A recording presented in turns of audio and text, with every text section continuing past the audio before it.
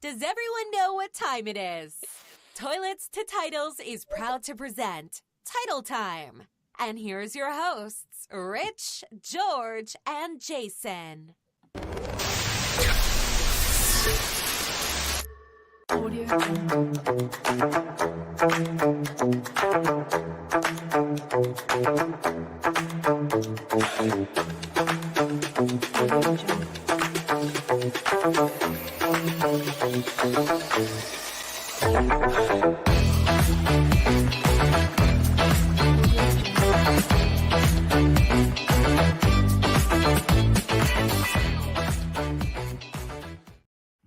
Guys, welcome to Title Time. I'm your host, Jason. It's the Week 12 edition. Can you guys believe we are already in Week 12 of this NFL season? Before you know it, it's all going to be over, and we'll be covering you guys in the offseason. But before we get to that, we're going to do Start Sit Live today from 10:30 to 12:30. Like I said, I'm your host, Jason.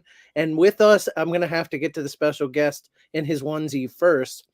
It's the father of the podcast. You know, when Justin comes on, we call him Mom, so I'm going to call Coach Shep's dad. So, Dad, welcome to the show. How are you this Sunday morning? Man, I'm good. I'm happy to be here. Sundays, I have an 11-year-old and a 9-year-old, and Sundays have been dominated by youth sports, which is fine because shout out to YouTube TV, shout out to the app, shout out to the Title Tribe crew, like the Title Time crew. You guys keep me informed, so when I'm at the fields, I can make my lineup decisions. But Sundays have been tied up. But today, I'm free, and I figured since I'm free and I can be here, might as well get in my festive garb. It is. It's the first day where it's closer to Christmas than any other holiday. So exciting times for all the little kids. And I am including myself in that because I'm a little child when it comes to Christmas. My house is decorated from floor to ceiling already in Christmas stuff. So super excited about that. George, I know you're still a bit under the weather, which is why you weren't here last week. But this week, instead of doubtful, you were questionable, and you were able to game time decision make the trip. So, welcome this morning, George. Yeah, thank you. Happy to be here. There's no guarantees that Coach won't bench me in the middle of the show due to illness, but I'm going to try to push my way through. Jason, I got a question for you. What's the one big gift you got for your kids this year? Well, I mean, technically we wait. You can't do this. He's listening. Yeah, that's come true. On, Coach. I'm trying to help Eli out here. Well, no. So Eli knows he's still putting his list together. So okay. I love the boy, but we haven't done the big gifts yet because they're still putting lists together. Both my kids are super spoiled, so they get pretty much what they need throughout the year. So Christmas time is especially tough, but I do appreciate you trying to help Eli. So Eli. with that, I'm gonna pass it off to Rich to see how he's doing this morning. I know you got a new vehicle, so you didn't put the bow on it like you see in the commercials. I always find those commercials interesting. Like you bring the car home and you're like, "Look, honey, crippling debt." But you did bring home a nice new vehicle. How you doing, Rich? I'm doing good. Yeah. So I was treating myself this year for Christmas. Not because I wanted to, but because I had to due to unfortunate circumstances to my other vehicles. So it is what it is. I always, it's beautiful when you go so many years without no kind of vehicle payment or anything like that. And then stuff like this happens and you just have to fold in. And luckily I was able to get a good deal and everything. So it was funny because me and my wife went out. We started yesterday early to go shopping. It was like not even 45 minutes. And I don't know how you guys are and stuff but when me and my wife go out, like especially like car shopping or something like that, we're not eye to eye when we're looking for vehicles, or she's really precise. Is that because she's taller than you, or? Well, actually, I'm a little bit taller than her. Hard to believe. Hey, it's very true. All my kids are taller than us, but there's that case too. So, but it's one of the things. She wanted a precise list of every vehicle we're going to go look at. That's where all we had to do that. And I'm kind of like fly by the seat of my pants. I just drive around. Something pops my eye. I start wheeling and dealing and stuff like that. And it's funny because we were wheeling and dealing. And as they finally accepted the agreement, my wife goes, "I am so embarrassed to go do this with you." She goes, "You're like one of the rudest people when you come to dealing with people with cars." Yeah, I mean, sometimes you have to be. I try and be polite in most situations, but man, the amount of times I've had car dealers lie to me while making a deal, and you catch them. So sometimes you have to be not so nice. But it's Christmas season, so we're going to keep that to a minimum here. Before we get into our questions, I do want to do some housekeeping. I do want to mention, especially because Dad's here. Look, Dad, I'm going to let you start, and that's the last time I'm going to call you Dad because it just feels All weird. But Coach, why don't you start with like Patreon and then roll that into the giveaways we've been doing throughout the year, but like the current giveaways. I'm pulling up a giveaway on my phone so I can actually read it. All right. So Patreon, if you want to support, well, first off, you want to get in the Gilded chat. I want to keep this short because we got people in here asking questions. I want to make sure we get to you. But if you want to be able to ask us questions all week, get into the Gilded chat. In the Gilded app, the Title Tribe, we have over 200 people in there. We got a few new members this week. Reach out to us, toiletstotitles@gmail.com, or you could see our Twitter handles here below our images, and you could reach out to us there. We'll get you in the Gilded chat. If you want to support the team, if you want exclusive access to additional perks and also better chances at winning some of our giveaways, including Tuesday night, we're giving away a Yeti cooler, $325 Yeti cooler. There's a few things you need to do to enter. One of them is we released one word an episode over the last 3 Tuesday nights. You got to watch those episodes. You got to like and comment on them. If you actually get into the Gilded chat, you could see an image. You can say, hey, Coach, how do I enter? I'll tell you how to enter because you have until Tuesday at 6 p.m. to do that. In December, every Tuesday night, we're giving away a Yeti tumbler, or it's a Rambler, one or the other. That's like $30 with the Toilet Titles logo on it every Tuesday night, and that's Patreon exclusive. So you have to be Patreon tier 2 or above, and that's like $3 a month. So you support the team, we support you. We got tons of stuff going on in there, and I'd love to see you in there. All right, and then on top of all of that, we do every week we do a rival challenge, and it's joinrival.com/title tribe, and Rival's the kind of betting site where you can get a bingo card. We all know what bingo is, but you pick your lineup. They give you random stats that you have to hit for different like quarters and for the players in general. You hit bingo, you win the jackpot. They also have those. We all remember time before the internet, or most of us do, where you had to make bar bets and then you had to go find the guy when you won. And this makes that much easier. You just do a quick bet, player versus player. It's called a challenge. And whoever wins gets the money. We'll probably do a challenge here later, especially with Coach on. Coach gets spicy. So, but joinrival.com/title tribe. They give you $25 bonus if you sign up using the code title tribe. They also match your first deposit up to $200. So very cool there. The first thing we always do, Coach, is we talk about, it can't be your team. Your team already played, so it doesn't matter much. We talk about what game you're looking forward to most this week. So if you want to quickly talk about what game you're looking forward to most that hasn't already happened. Man, I'm looking forward to Bills Eagles.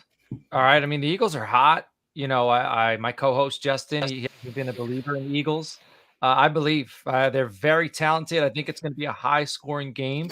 Eagles are stout against the run, not very much so against the pass. I think the Eagles offense did look too good last week. I think they'll look better against the Buffalo Bills. I expect this one to be a high-scoring game, a lot of fireworks. And it's 4:25, so we don't have to stay up all night to watch it. So that's something that makes me happy as well. Yeah, I agree with that game, and it's interesting because like the Bills almost I think they probably can lose 2 more games, and they have a gauntlet coming up.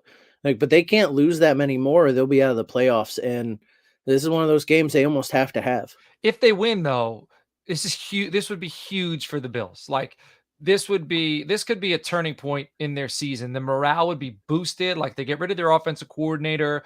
Josh Allen's throwing 1 or 2 interceptions every week.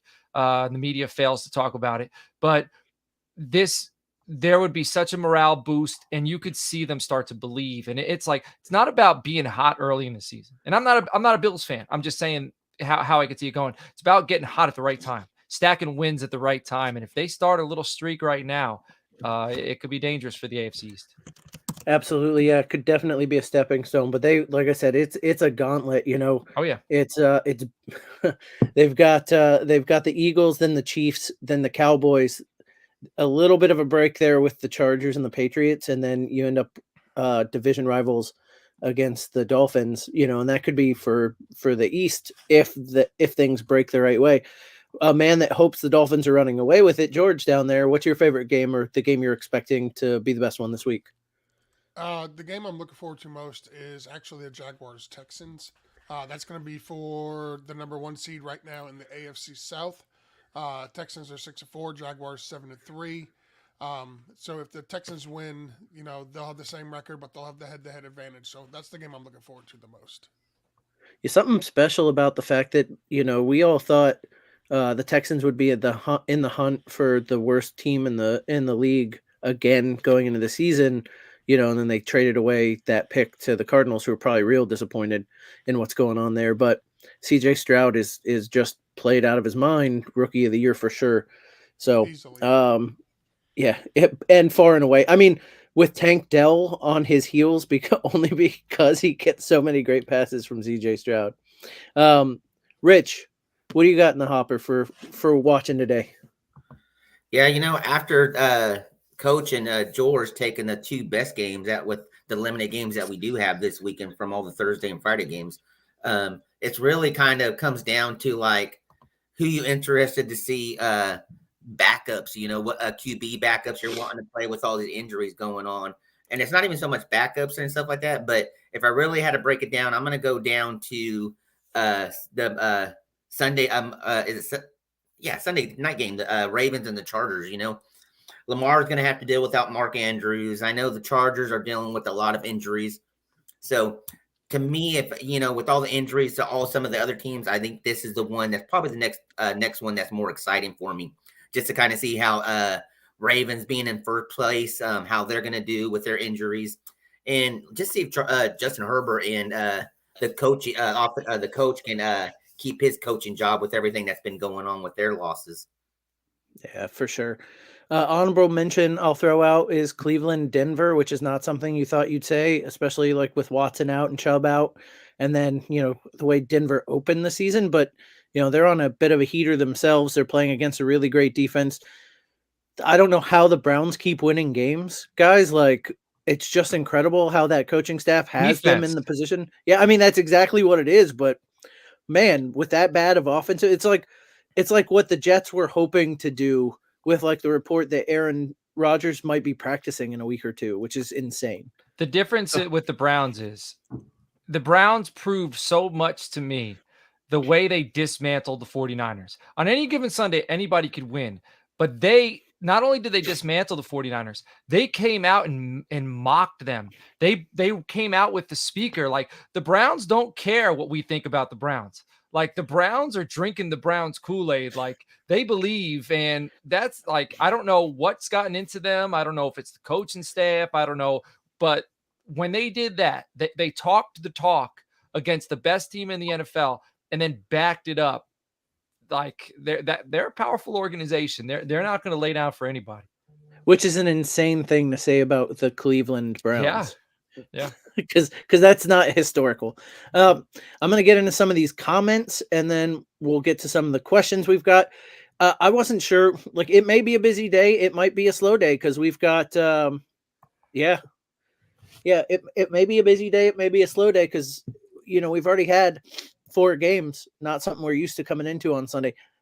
I'm willing to talk about favorite side dishes for Thanksgiving. We can get into that if we've got some time.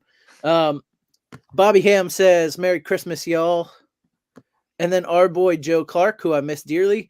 Haven't seen him around a lot, but I do get to watch him every Wednesday on the Giants Corner. So I do enjoy watching Joey there. But Joey says, let's go. My son had to be third. And so good morning, Eli. I love you, buddy. Thank you for watching and being a viewer. I'd get you into Gilded, but it's probably not a place for children. It's not Jerry too bad. it's not. I don't want to put that impression out for anybody, but not for my 10-year-old anyway. No. Jerry Bagshaw says, hi all. What's up, Jerry? Pete, who was on last week, did a great job, says, let's go. Pete needs to hop in, man. Yeah, Pete, if you're out there and you want to jump on in. Bobby says, Kincaid at Philly or McBride at LA, half PPR, or bench Flowers at the Chargers and start both. Since you're a special guest, Coach, I'm going to start with you. So I'm going with McBride, all right, in this matchup because I like the matchup. Even though both have decent matchups, I think both defenses are in the bottom 10 against tight ends. I think McBride's been hot. He's going to continue to roll, and I'm not benching Flowers, especially with, OBJ's a little banged up. But with Andrews out, I expect Flowers to get a lot of those intermediate targets. And if OBJ's playing, he's been hot too. I'd start Flowers. I'd start my Odell Beckhams. But in this matchup, I'm going with McBride. I see you nodding up there, Rich. Do you agree?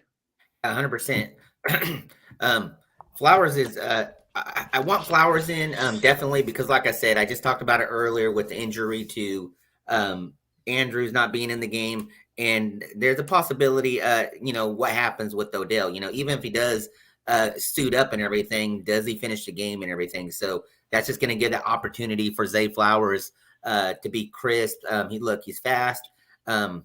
They're playing against the Chargers defense. Come on. I mean, right there is a definite reason why you should be starting them and everything. And I like the McBride. It's tough to say that as good as Kincaid has been playing, but he's playing against the Philly. I know they could be thrown on, but man, there's just something about McBride right now that I just love. And not only for this week, but even dynasty aspect and stuff like that. He's someone that you want to make sure you have available for future games too, Can I say one more thing about Kincaid? The Eagles have been able to been thrown against as far as tight ends go, but they recently added Kevin Byard, and I think he's only been on the roster for about 2 weeks. So it's that safety position is different. He had an interception last week on a throw to the tight end, so that's also something you need to watch for. George, you agree? Yeah, I want Trey McBride. He scored 9.3 PPR points last week at Houston, but he still got 7 targets. So they're heavily involving this guy. He's got 16 targets in the last 2 games with Kyler Murray, behind center. He scored 21.1 PPR points in 2 of his past 4 games. So it's hard to sit that production, especially coming from your tight end. And then back in week 6, when Arizona played the Rams, he had 4 catches for 62 yards on 5 targets, and Zach Ertz was healthy and played that game. So it's still a good matchup. The Rams have allowed tight end to score a touchdown in 2 of the past 3 games. It's very, very difficult to sit Trey McBride in that matchup. And you do Flowers over Kincaid here? Yeah, I would. Yes, but Kincaid against Philly gives me a little pause on Flowers, but Flowers against the Chargers, it's just the matchup is good for both, and I want to take a shot at Flowers, especially as Rich said with Andrews out. So I'm agreeing with all of these guys. Roll them out. Dustin, good morning, Dustin. Happy Thanksgiving. Happy Thanksgiving to you. It's Battle of the Backups now. This one's kind of tough, guys. Aiden O'Connell, Tommy DeVito, or Dorian Thompson-Robinson? This is not a question you thought you didn't even know who a couple of these guys were going into the season. Okay, raise of hands. Who knew who Tommy DeVito was going into the start of the season? I knew a Tommy DeVito, but not this Tommy DeVito. I live in the tri-state area. I knew a Danny DeVito. That's the only one I know. I'll count it, Rich. Because he played opposite of Arnold Schwarzenegger in Twins. That's the only reason I knew who he was. We'll count it. Okay. This one's gross. George is sick. We'll start with you, Battle of the Backups. Who you starting here at quarterback? So it's not Tommy DeVito. Listen, Tommy DeVito, I started him in a league last week. It was actually our home league that Jason and I are in. Did fantastic. And the only reason I trusted him and started him last week is because he's going up against the Washington Commanders, who are absolutely atrocious against quarterbacks, and I had literally no other options. Like, even Mac Jones was not an option in this league. So I started him last week, but the matchup was pretty juicy. That's the reason I did it. Of these 3, I'm starting DTR. The matchup with Denver really doesn't scare me. Denver's defense has been a lot better as of late, but I still think DTR can get some work done with both his arm and his legs against Denver. So I'm gonna take DTR against Denver. Frito, you agree? Yeah, look, I'm the same boat. Look, Vito's playing against the Patriots. Aiden O'Connell is playing against Kansas City, and Kansas City's defense is real sneakily good and stuff like that. Now, I think they could be scored on and stuff like that. But with it being a rookie and stuff like that, I don't trust him this week. So DTR is going to be my choice based off of what George said too. With the Denver defense, they have been good, but they have been able to give some points up. So. And then I saw you nodding down there, Coach. Yeah. It sounds like you agree. Yeah, DTR is also a rookie, but Aiden O'Connell, going against the Chiefs, tough environment in a rivalry game. And then DeVito going against the Patriots, who can feast on young quarterbacks. I don't care who they have back there in the defense. Bill Belichick, I'll take him over a rookie quarterback any day. And Dorian Thompson-Robinson going against, I think, even though, Surtain's coming on, the defense is coming on, the Broncos have turned it around. They're actually due for kind of a flub, so I'm not saying that Broncos are going to, actually I am saying, I think Cleveland wins this matchup, but I'm going with Dorian Thompson-Robinson. I think he has the highest floor of all these quarterbacks. Yeah, a little bit of rushing potential there too. So I agree. All right. Dustin also needs to know Nico or Cortland Sutton. And when we don't know, we consider it half PPR, just, because we don't know. I'll start with this one. I'm going to take Nico Collins over Cortland Sutton. Now, Cortland Sutton's getting touchdowns every week, but that doesn't seem like it's something that you can bank on, even though so far, if you did, you'd have a lot of money. But I'm taking Nico because the game is the over under of this game is like almost 2 touchdowns higher than the Broncos and the Browns. And, Nico's not playing against the Browns. And that's really like of all the reasons, that's what I got. So Nico Collins for me. I saw you nodding down there, Coach. Go ahead. Yeah, the Broncos secondary. So it's the Broncos. They're 11th. I'm sorry. So the Broncos are playing. The Broncos are playing the Browns. The Browns secondary is 3rd, giving up the 3rd fewest points to opposing wide receivers this season. So that's that. I don't want to touch Cortland Sutton because again, it would have to be a touchdown to make his day relevant. And you just can't, you can hope for a touchdown, but you can't bank on a touchdown. So I'm not banking on a touchdown. The Texans are playing against the Jaguars, and the Jaguars are in the bottom 10 against the pass this season. So it's going to be high scoring, another division game. But I think a lot of sparks in this one. And I think there's a better chance Nico Collins gets it done.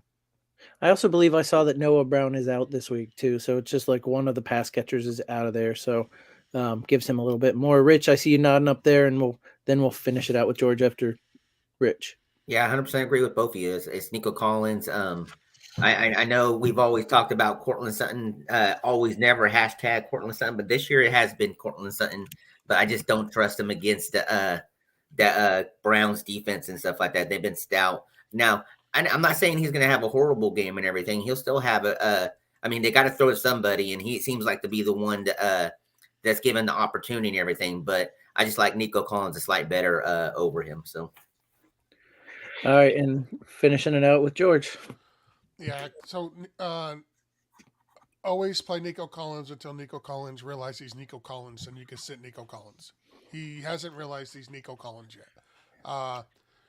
He had a bad week last week, 2 for 34 on 3 targets, but that was last week. This week is a different week. He scored at least 13.5 PPR points in each of the past 2 games against Tampa Bay and Arizona. He 7 catches for 65 yards on 11 targets against the Cardinals in week 11. Like, Nico Collins has been playing absolutely fantastic. Tank Dell's the wide receiver 1 there, in my opinion, but I still think Nico Collins can get you into that wide receiver 2 range. So I'm going to go with Nico Collins. Okay, and then I don't think anybody would say with Browning to start Tyler Boyd, even with Higgins out, over Nico, right? Like I think we can all just thumbs up and say we're starting Nico. Yeah, I would have gone with Boyd if Joe Burrow was playing, but I'm not going with Tyler Boyd with Jake Browning playing. All right, let's see.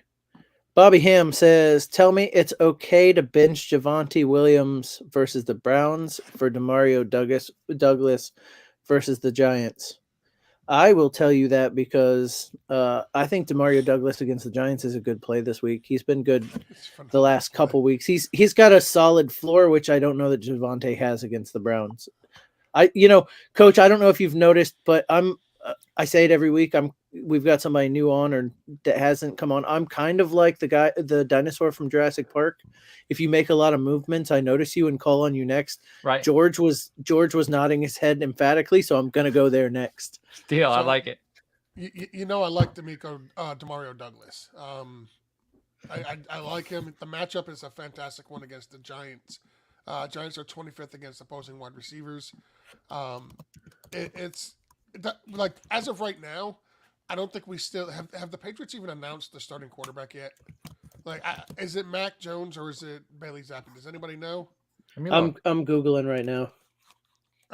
Honestly, I don't think it really cares, or it really matters. I don't care. Both of them are gonna target Douglas. He's the best wide receiver on their team. He had 9 targets. They're expected to split reps during the game. I'm shocked. Mac Jones sucks. Douglas had 9 targets against Indianapolis for 6 catches and 84 yards. He's got 6 targets in 4 games in a row. The last 4 games in a row. Like I mentioned, he's their clear number 1 wide receiver for the Patriots. Then going up against the Giants, who allowed the 5th most fantasy points to opposing wide receivers. I would absolutely smash start Demario Douglas over Javonte Williams against the Browns because the Browns' defense is legit, and I don't think Javonte Williams is going to have a very good day. I'm going to throw in, too, that Douglas might be a decent start for the next couple of weeks. They've got the Giants, the Chargers, and then the Steelers. All 3 are plus matchups against wide receivers. Coach, you agree? You willing to start Douglas over Javonte? Yeah, I agree. Javonte has been a guy I have on a few rosters. I was able to get in the middle rounds, and I was hoping he'd transition into a RB2 as the season went on. And it's been very frustrating rostering him because there really hasn't been any spikes. So every week, I'm playing the matchups, and he's been a guy I've benched an awful lot because I have him, and unfortunately, I have him and Najee on quite a few lineups. And I know this show isn't about me. I'm sure some of you can relate. Those are 2 running backs. It's just been such a struggle. So if I have one of those running backs and I have an option to sit them for a guy with a higher ceiling, I'm going with it because Javonte is a floor guy. Like he's basically hitting his floor, 8 points to 10 points. Like he's not doing much more than that. So I guess that means his floor has become his ceiling, which is unfortunate. But give me Douglas. Yeah, and listen, Coach. Any show you're on is about you. We're fine. It's fine. Frida, yeah, look, I'm riding with you guys on Demario Douglas. I don't have no shares of him, so and it seems like that's one of the games when I'm watching all the games today, I don't see much of and everything. And it's hard saying, to bench Javonte Williams for me to someone that I haven't really seen much of and I don't have no shares of. But look, you guys all made very valuable arguments and stuff like that. Look, he's our only option. I don't know. It's still I'm gonna be the Jason, and I'm gonna say Javonte Williams just to be the one that when he has a solid game against Cleveland Browns, everybody's gonna come back and say, "Man, that Frito Bandito, he knows his crap." So pulling the Jason, Coach, is going last and being contrarian. That way, the person who asked the question probably got the right answer. But you can if you're right, if the 3 guys are right here, then Bobby's happy. If Rich is right, then he can say he was right. That's pulling the Jason. All right. A little bit of backup here from the Toilets Title Network. Brown's giving up the 10th least points to running back, so that just backs up not playing Javonte there. My son talking about debt because we talked about debt for Frito buying the car. We've got Kyle saying hello. What's up, Kyle? Morning, Kyle? That's another Patreon right there. Shout out to Kyle. Good dude. What's up, And Kyle? He said he'd show up, and he did, and that's what we like to see. Somebody who's punctual and does what he says. Kyle's looking for some bets today. So if any of you are gambling, Kyle comes to me with one of the Patreon perks, like the one-on-one advice. Kyle comes to me a lot with these like 8 to 9 spot parlays, like Barkley's going to score a touchdown. Demario Douglas is going to have over 50 receiving yards. So Kyle is looking for an easy win. So if any of you have one, let him know. Go ahead, George. Yeah, I'm sorry. If it's not on Rival Fantasy, I don't bet on that platform. I'm sorry. Yeah, and I'll say, like, if you're looking for that kind of thing, Now you don't get to pick it, but the bingo card is very fun when you like those types of bets. So I will give out a shout out to Iceman and Prue Baby though for gambling betting. Go to Playing with house Playing money. with House Money. Yep, yeah, they're absolutely fantastic. They're always posting all their wins. Those dudes are absolutely phenomenal. Shout out to them. and then before I post this comment, I'm gonna go ahead and mute George. Let's go Bills. Let's go Bills. I mean, listen, if they lose this week, there's like less than a 10% chance to make the playoffs. So Let's see. We got Nate saying what's up. Good morning, Nate. How you doing? All right. Ned Best says, what's your thoughts on Watson, McKinnon, and Tony are out? Kelsey will get his targets. MSV can't catch the ball. Watson had 11 targets. Somebody's got to be on the receiving end. Maybe a sleeper. So I guess Justin Watson's out, which is a weird thing to say as fantasy relevance goes. No, I think he's saying, what's your thoughts on Watson? Because McKinnon okay. and Tony are out. And Marquez Valdez can't catch the ball. So yeah. I don't want on that roulette wheel. You know what I mean? Because they still, MVS can't catch the ball, but they're going to throw it to him again. Yep. 11 targets, though. 11 targets says something. But this week it'll be Rice or Sky Moore or I don't know. And yes, Rich, it's against the Raiders. The problem is they'll throw it to wide receivers 15 times, and it'll be 3 targets to five different receivers. It's like, I don't know. You can play and see if you want what, but like, it's not everybody's picking on MVS for bad drops, but Watson had 3 bad drops in that game. Rice had a drop too. And then on that 4th and forever, ball was right there for Watson, and Watson couldn't catch it. Like, yeah, he had 11 targets. He made, I won't say made the most out of his opportunities, because again, he dropped 3 passes. He made the most out of any other wide receiver there, but like, week in and week out, you never know who it's going to be. So I don't want on that train. I'll take somebody else. I'll take a Demario Douglas who has a safe floor, but maybe I'm wrong, and I'll let Coach start. I think he's an interesting play if you're desperate for a play, because the targets are there. It's funny how the tide has shifted. We used to want players that were attached to high volume passing offenses, and the Chargers and the Chiefs have both been so poor. Even the Bills, like I'd want guys like Cole Beasley. I'd want guys like Gabe Davis. I'd be starting them in my flex for the possibility that they have a monster game. And this season, those high volume passing offenses haven't really been fantasy productive. So I get what you're saying, Jason. And I don't think there's a good chance Watson has a breakout performance, but the 11 targets, to me, if I don't have a better option, I'll put him in at flex if I'm desperate. I mean, there's no buys this week, so there's a good chance you have a better option. But if it was a bye week and I didn't, I'm desperate, I'd put him in there because I think he gets 5 receptions for 60 yards. It's like 11 points. I'll take that. So here's my concern with Watson and pointing the fact that Kadarius Toney and Jerick McKinnon are both out.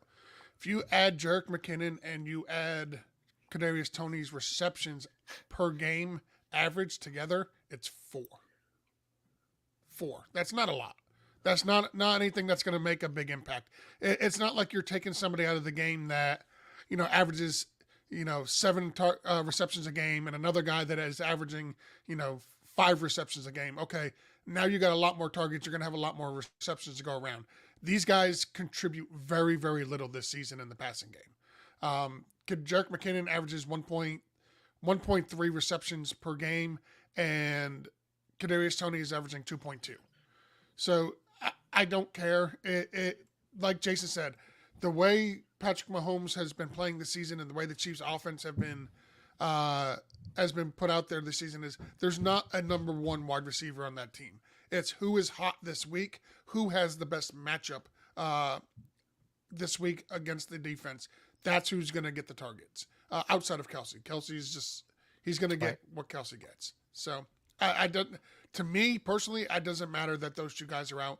They have very minimal impact on what the Chiefs are actually trying to do on offense to begin with. Rich, I saw you hold up your Raiders shirt, and I know that means they're playing the Raiders. So I assume you're saying play Watson. Yeah. You know what? I'm on the fence and stuff like that because just like what Coach said, look, 11 targets, that ain't nothing to sneeze at and everything. When you have targets, you have opportunity and everything. And yes, you know what? Look, I get it, McKinnon and Tony out, but Rashid Rice, he could step up, and Justin Ross all of a sudden could come out of nowhere and take some of those options. Even Noah Brown, not Noah Brown, but Noah, I can't think of the other tight end's last name right now. Gray. There you go. Look, he could be more involved in everything. It's a tough thing to kind of be on there, but it's the fact that he's getting those 11 targets. You have to really think about it, and that's why he's in this situation that he's even thinking about, because anytime you see targets like that, it's a possibility it could happen again. It's just, you just don't know and stuff like that. And it's tough with not knowing other options that you have and stuff like that. But look, if you have to stick him in there, I wouldn't be mad at it and stuff like that, knowing that he's getting those targets. This is the first game of his career he's had double digit. Well, last week against Philadelphia was the first game in his career he had double digit targets. Previous to that, his career high in targets was 5. So I'm saying it's more of an outlier than a norm. If it was, well, that's why he's asking if he's a sleeper. He's not asking if he's a prime candidate, like because maybe it's starting a trend. Who knows? I mean, look, if you have an open spot on your roster, there's nobody better on the waiver wire. I grab him now, so you don't have to. If he has a big week, you're not fighting for him on the waiver wire again. So if you have a spot, pick him up. If he gets another, decent target game, then maybe you've got something. I don't mind grabbing him. I wouldn't start him this week. I'd wait to see how he progresses. I'd wait to see. But again, that supposes you have a spot on your roster where you're willing to just drop a guy. So, let's see here. Way too much time on Justin Watson. Yeah, I was just thinking that. Let's see. This one's kind of gross, guys. Gerald Everett or Jonnu Smith this week. I've been Never Everett, and I think I'm going to go even against the Saints. I'm going to continue that and say Jonnu Smith. Jonnu Smith for me. He's just more involved, and it seems like the Chargers don't like to throw their tight end. The Ravens are only letting up 5 points per week to opposing tight ends. Yeah. That's all you had to say for me, Jonnu Smith. Yeah, Kyle Hamilton's like year 1, not very good. Year 2, absolutely phenomenal. Kyle Hamilton, like he's an all-pro, and when he's covering tight ends, I don't want that tight end. The thing that really confuses me about this question is, why are you trying to ask us if you start Gerald Everett or the tight end 1 for the Falcons? I'm just confused by that rationale and that thinking. Just wanted to get a shot in at Pitts, and look, I'm here for it. Bobby Ham says Jonathan Taylor versus Tampa or James Cook at Philly, half PPR.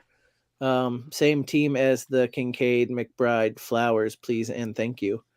I'm starting Jonathan Taylor against Tampa. Both of these teams are good against the run, but I think Philly, at least as of last week, was number 1 against the run.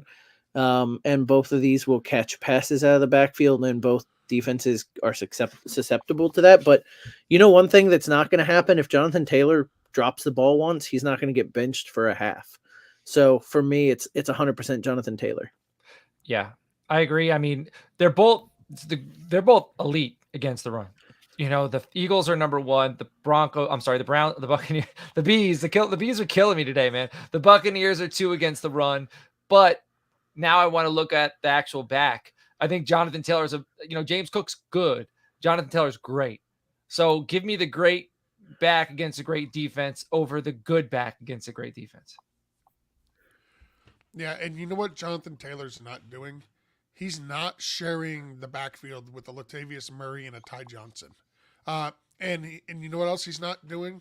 Jonathan Taylor does not have to worry about his quarterback vulturing touchdowns from within the 5-yard line. Coach mentioned it. The Philadelphia is number 1 in fewest fantasy points allowed to opposing running backs. I'm not playing James Cook over Jonathan Taylor. And Rich. Yeah, same. I'm riding Jonathan Taylor. The season's going on. They're going to start leaning him a lot more. And look, you guys all said very valuable points to make this an easy answer. So it's Jonathan Taylor. Fresh legs too, right? Because he hasn't played as much as anybody else. So Coming compared off to a most bye as well. Yeah. I'll throw out, because it's the same team, I wouldn't personally, but anybody here starting James Cook in that matchup over Flowers, who we said would be the flex. No. No. Yeah, I don't think so. Just throwing it out because it's the same team, so figured I'd ask it if he didn't. Dustin says AJ Brown or Stephon Diggs this week. Both. AJ Brown or Stephon Diggs. Yeah, I mean, yeah, Dustin, we got to see the rest of your lineup to see why you're not starting them both. Because he played Tyreek Hill. No, Oh, You he got already played. Tyreek Hill, I'm making AJ that up. Brown. I'm making that up. I don't know. I had to think of a team that played already this week, and which wide receiver had a great game, and Tyreek Hill had a good game. All right, Dustin, let us know. I mean, both, but if I had to pick one, I mean, Stephon Diggs has had 2 bad weeks in a row. AJ Brown was not great last week. I guess I'll throw AJ Brown. Yeah, I would go AJ Brown over Stephon Diggs. I'd go Diggs. If you make me pick one, I would take AJ Brown over Diggs. I think the Diggs has the juicier matchup. The Eagles are letting up the most points to opposing wide receivers.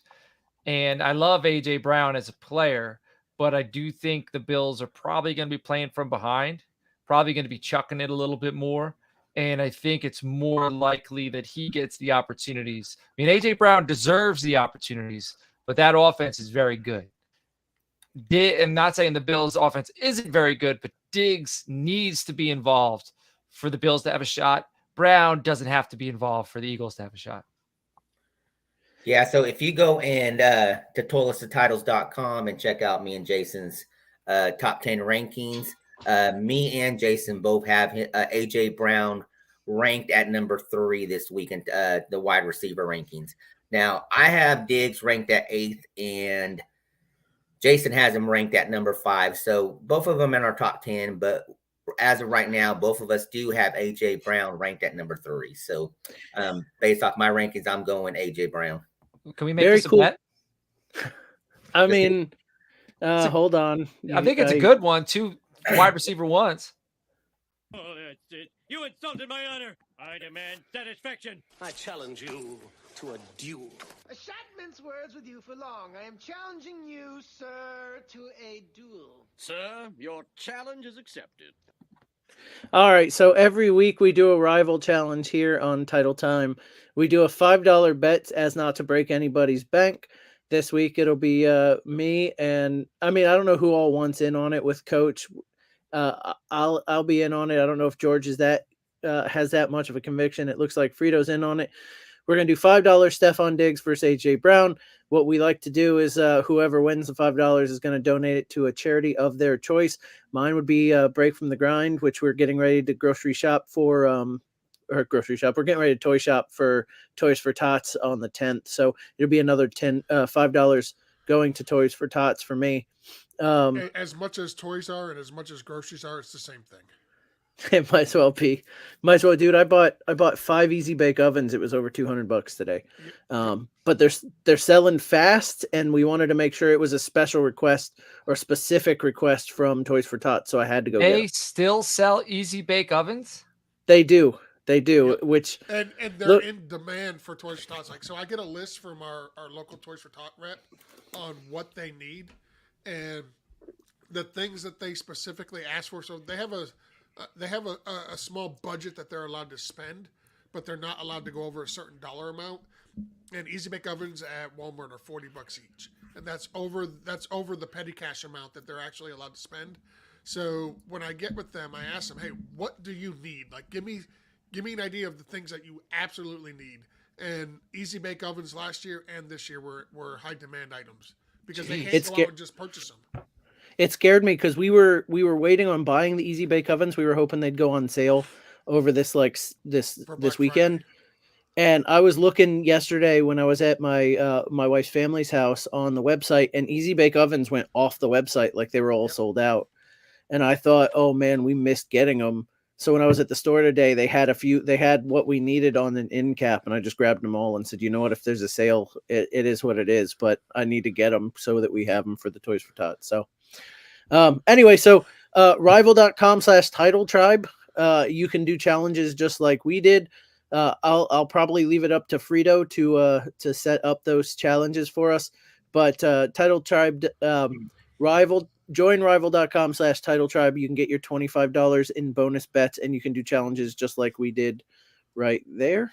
I do have the challenge set up, Coach. I just don't have you as a friend for some reason. So if you could just shoot me a message. Yeah, I'll send it to you in Gilded. Oh darn. All right, Coach. I see how it is, Rich.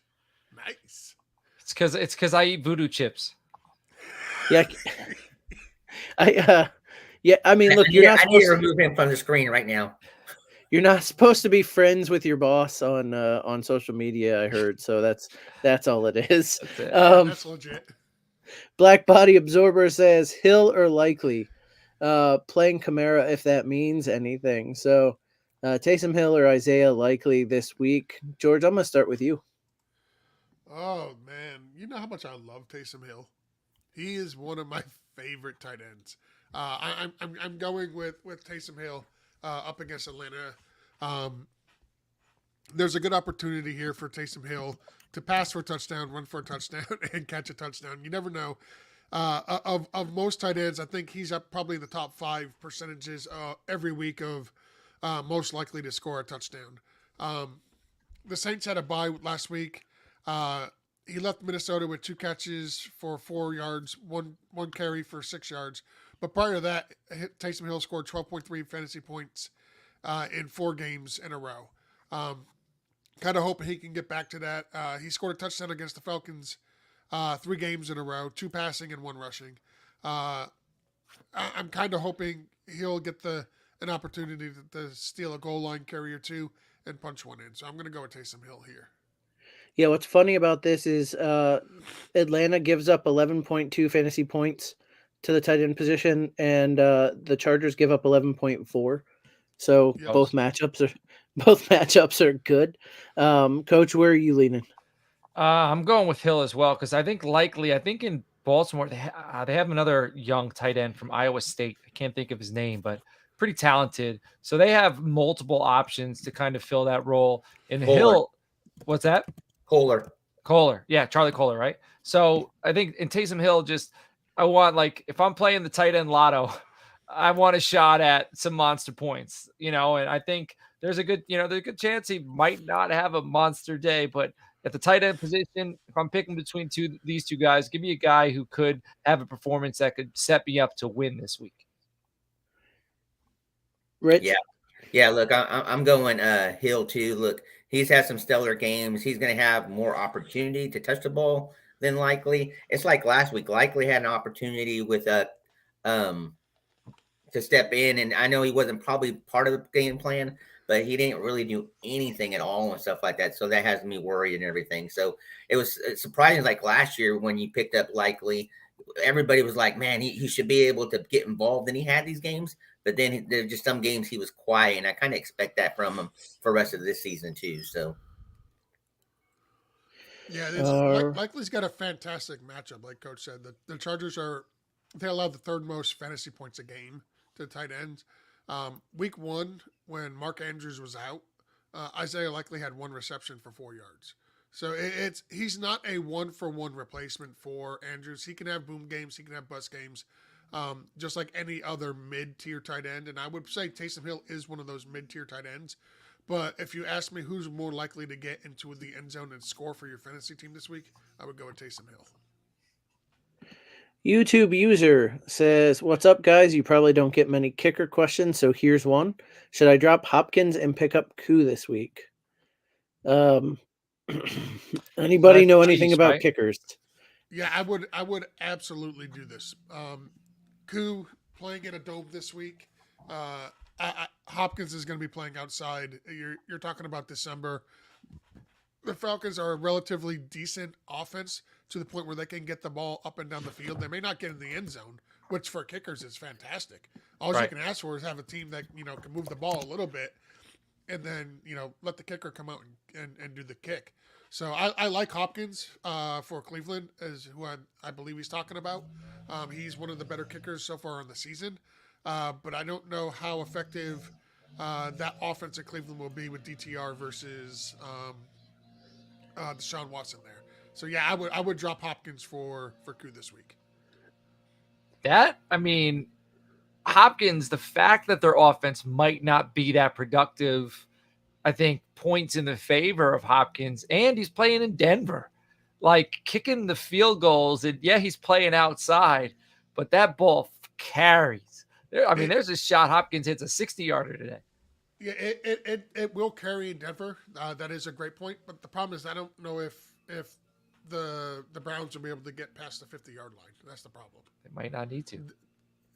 Clear skies, 30 degrees, 2-mile-an-hour wind. So wind and weather is not going to be a factor, though it is going to be cold. Interesting. There's a higher over under in the Atlanta game. The team total between the two is higher on the Falcons side. But Denver is a better matchup for kickers by like 0.5 points. So not by much, but it is what it over the season. Denver's a better matchup. I probably, because it's in Denver, like Coach said, and the ball will travel a mile, I'm probably going to go ahead and say keep Dustin Hopkins. And then Rich can come in and keep a tie. It's a kicker question, right? So Hopkins or Koo, and close us out here with that. So when I initially read this question, I thought he was talking about DeAndre Hopkins. Well, you're crazy. No, I'm just messing with you, man. Look, if I had to pick out of the two, look, valuable points on both sides and everything. If this was Fishbowl, where you get a little bit extra and stuff like that, I'm probably going Koo. But man, it is in Denver, and it seems like I still think they'll move the ball where they'll be able to get it in range. I could see them he might have a lot of opportunity to be kicking 40-yard plus field goals in this game and everything. So in that case, I like Hopkins a little bit better. Koo's, you're going to get some field goals out of him, but it's going to be like they have the opportunity to drive down and shut down with 10 yards, 20 yards out and stuff like that, where Hopkins might have more opportunity to kick some farther field goals. So I do like Hopkins a little bit better. All right. Joe jumping in and saying, good morning to everybody. Yeah, we don't want to do a rival challenge on kickers, right, guys? Yeah, I almost did one. I had it teed up. I was like, all right, we're not going to do this on a kicker. And then Joe, we're circling back to the, how offenses like Kansas City's, you can't really pick a wide receiver week in and week out. And Joe saying maybe defenses have learned how to deal with high octane offenses. Or maybe Kansas City has 4 wide receiver 4s. Yeah, that's probably closer to the truth because, Kelsey keeps dominating. Next question from Bobby Ham says, okay, we said start DeMario over Javonte. What about Deontay Johnson over Javonte? He has 2 flex spots. I see 2 people nodding. So I feel like I've started with Rich first the least. So I'm going to go ahead and start with Rich. Yeah, I replied back in the chat. Look, I'm starting Deontay Johnson. Look, we don't know what the offense is going to look like with them letting go Canada and everything in Pittsburgh.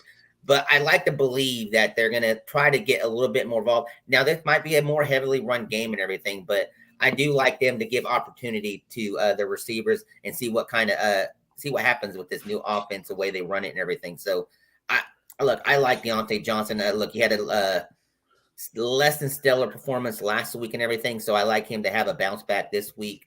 I would be starting Deontay Johnson over Javonte. And Coach, I saw you nodding as well, so we'll go there next. Yeah, I'm all for. So the Bengals are middle of the pack, defending the pass. Deontay Johnson, high volume guy. I also like that he's a pissed off wide receiver, and he wasn't acting like a pissed off wide receiver on the sideline. He was pissed off in the locker room, which to me carries a lot more weight. It's one thing to act like a diva out in the public eye, but he kept it in. He lashed out in the locker room. So I think they're going to respect that. You fight with your teammates all the time. You play on a team, it's part of it. All right, especially when you're going through some struggles, and they obviously were if they got rid of Matt Canada. So I expect them to target Deontay Johnson. He's a big part of what that offense could be. George Pickens, jump ball, red zone, vertical, like he should be getting 6 to 9 targets a game because he could take that. But Deontay's an extension of the run game, and he should be getting no less than 10 targets a game. So I'm going with Deontay here. George? Yeah, so we talked about guys who get a lot of targets earlier when we went way too deep on Justin Watson. But Deontay Johnson is one of those guys who consistently gets high amounts of targets. So I'm going to go with Deontay Johnson here over Javonte Williams. And I am going to agree. So that's 4 for 4. Let's see. Never Everett. Let's trademark that. Sounds good to me. My son says, in your opinion, which is the worst stadium failure? Super Bowl 12, 49ers versus Ravens, the power went out mid-game, or where the roof stadium collapsed, or the unknown time of the stadium caught fire. I mean, look, for me, it's the Super Bowl. The ceiling collapse, I think that was not, there was no game going on, whatever. No, that was the one in Minnesota, right? Where Yeah. The roof that had all the snow and you seen the big bubble and the bubble finally just popped. Yeah. For me, I'm going to go Super Bowl. You can't have the power go out. And like the whole game switched when the power came back on. It like took the momentum right out of the game. For me, you can't have that happen in the biggest game of the year, the thing that like the most Americans watch all season, all year. So for me, it's the Super Bowl. Anybody disagree? No. I'm very interested about the unknown time stadium caught fire, though. Like, what is this? Where was it? When did it happen? It could have happened any moment, anywhere. So I'm very intrigued by this unknown stadium catching fire. It sounds like an urban legend. Google that for me. Yeah, Google that for me, Eli, and let us know more. We need the details. The mystery. Was it like the Chicago fire where the cows kicked over a lantern and like the whole... But we don't even know what stadium. Like it could have been like, was this a youth stadium? Was it like, yeah, very, very intriguing. Some dude's backyard. If a stadium burns and no one's around to see it, is the stadium still burning? Black Body Absorber says need one flex PPR. Deontay Johnson, Downs, or Kyron Williams. It's tough. It is. I'm going to say Downs here because I think the secondary for the Buccaneers are ripe for Downs having a big game coming off time off and an injury. For me, it falls between Downs and Deontay Johnson. I don't want to touch Kyron Williams, so I'm going to say Downs. Coach? Man, I think I'm just going to kind of piggyback off of what I just said about Deontay. And I like Downs. I was beating the drum for Downs all off season. You know, I'm a big fan of him. Downs is very quarterback friendly. He creates wide windows for the quarterback to get the ball in. I feel like, you know, with Downs, with Pittman, with Taylor, you know, yes, Deontay has to deal with Pickens, you know, but I'm not really worried about Najee. I'm not really worried about Freiermuth. So I think Johnson has a better chance of being the featured guy. So I'm going to go with Deontay. George shaking his head over there. Yeah, no, if you want to talk about featured guys, it's going to be Kyron Williams. How confident are the Rams in Kyron Williams' return? They cut Darrell Henderson, sent him back to his couch. The last time we saw Williams was in Week 6 against these same Arizona Cardinals. And all he did was tear them up for 20 carries for 158 yards and a touchdown. He had 21.8 PPR fantasy points that game. He scored at least 17.4 PPR points in 4 of 6 games to open this season. The Cardinals are the number 3 team in the NFL in allowing the most fantasy points to opposing running backs. And a running back has scored at least 12.7 PPR points against Arizona every game this season. Kyron Williams is by far and away the best option here. Yeah, I'm leaning Kyron Williams too. That's where I was going.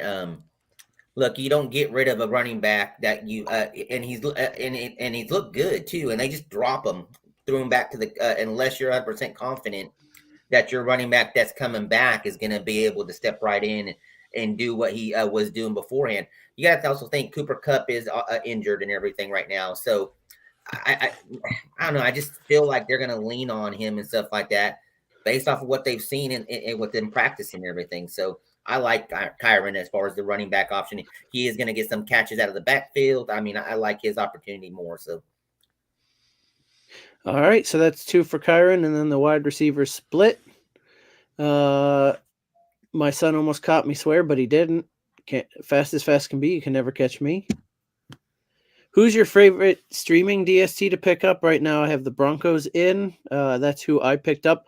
I will also throw out the Patriots, who have been a bad defense for the most part this season, but they're playing the Giants, so that's a potential sneaky defense to start as far as streamers go.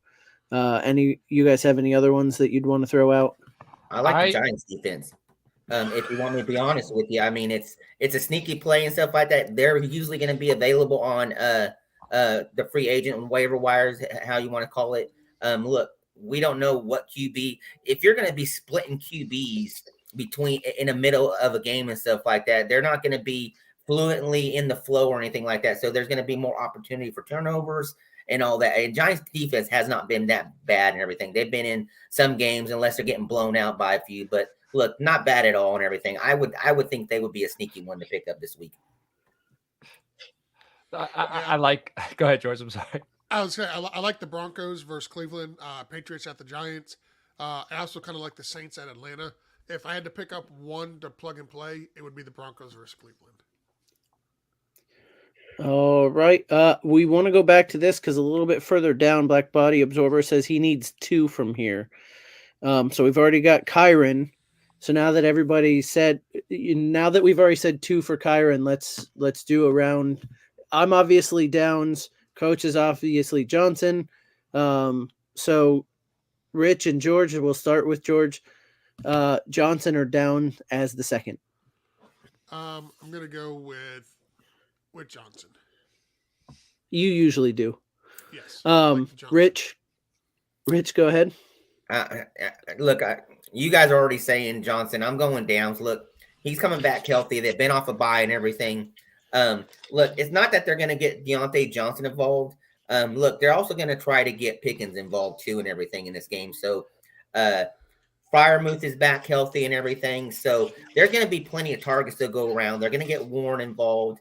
I like the fact that Downs might not have that competition to compare to what Deontay Johnson. I like Deontay Johnson, but they're going to have a lot of competition. And with the new offensive coordinator calling plays, I kind of want to see how that's going to go. So I would prefer Downs in this situation. All right. So it ended up being a 2-2 split, Black Body Absorber. But what you can do there is you can post it in our Gilded chat. We'll plug the Gilded chat again. You can post it there to see if you can get some more. Or you can just listen to the rationale that we gave you and just make your decisions from there. After all, it is your team. It'll ultimately end up being your decision. So if it becomes split here like that, use your rationale as it goes. I know, Coach, you're going to be getting out of here in a few minutes. So before you do you want to say, do you want to plug anything else? Or do you want to say goodbye? What would you like to do here with your last few minutes? So Pete is coming in to relieve me. Pete's going to he's out of town right now. Well, he's out of the house. He's going to be back about 15 minutes. So he's going to hop in. What I could plug is just our Gilded channel. I truly suggest it is such a tool. So not only is it a tool for fantasy football, gambling, NFL discussion, college football, I think we've put together a great community of individuals. Everybody is respectful in there at any time during the day or night. There's usually a few people in there having some sort of discussion. So if you're looking for community, and that's kind of the people we've been targeting, and that's where this grown. If you're looking for community to talk about this great game, I suggest you get into that Gilded chat. And there's tons of different threads in that Gilded chat. There will be something for you. If you're watching this stream, there'll be something for you in that Gilded channel. Reach out to the show, toilets2titles@gmail.com, or reach out to me on the Twitter @Coach Sheps. reach out to us. I'll send you the link, and then we could communicate in there. We can discuss whatever it is you want to discuss, and we're always doing giveaways. Right now, we're actually doing a Raz. We got about 3 spots left. DeAndre Swift signed mini helmet. There's a COA on the back. And then up next might be this bad boy. This is Johnny Manziel signed. So we do things like that. It's $7 a spot for this. I think there's 20 spots. And then every Tuesday night on the show, when we do one of those Razes, once it fills, we go ahead and raffle it off live on air. So tons of stuff going on. Get in the Title Tribe Gilded chat. George, you're muted if you're talking. Fun fact, I've actually played football against Johnny Manziel. Did you sack him? No. No, but it was a military appreciation game. So it was flag football. And I had, who was my quarterback? Vince Young. Yeah, I had Vince Young as my quarterback, and we were playing against Johnny Manziel. What? Yeah. No, it was cool. It was so this was at the Sports Con a few years ago, and we were with a different podcast group at that point. That one of the guys that was with us played in that game as well on George's team. He caught a touchdown bomb, like a 40-yard touchdown diving catch from Vince Young, and picked off Johnny Manziel in the same game. Same game. Yep. What a day. Right? Like hang him up. He's still telling his kids about that. You tie those cleats up, you find the nearest telephone wire, you throw those over that telephone wire, you hang them up, you're done. Yep. No, I was more impressed with the Vince Young touchdown because, he didn't throw that many. Less impressed with the Johnny Manziel interception because he threw a lot. True. So George had a touchdown, and Vince Young, as Vince Young does, threw it about a second late, and it gave the defender time to catch up, or George was wide open in the end zone with the slowest route I've seen in recorded history. I cooked that defender. I put him in the spin cycle. I turned him around. He had no idea what was going on. He couldn't handle the heat. And if I had a competent quarterback, that would have been the easiest walk-in touchdown of my life. Listen, you know what it was? George on a gimpy ankle. I have to add this. It was on a gimpy ankle too. I had a mid-ankle sprain, and I still cooked that defender. You know what it was, Coach? Is he was so slow on the field. The defender thought, no, there's no way this guy's in the game. He just wandered out on the field. Right. And then we saw when he saw the ball going that way, he was like, oh, I better cover it just in case. All right, gentlemen. Well, with that, I'm going to head out. I appreciate you having me on, guys.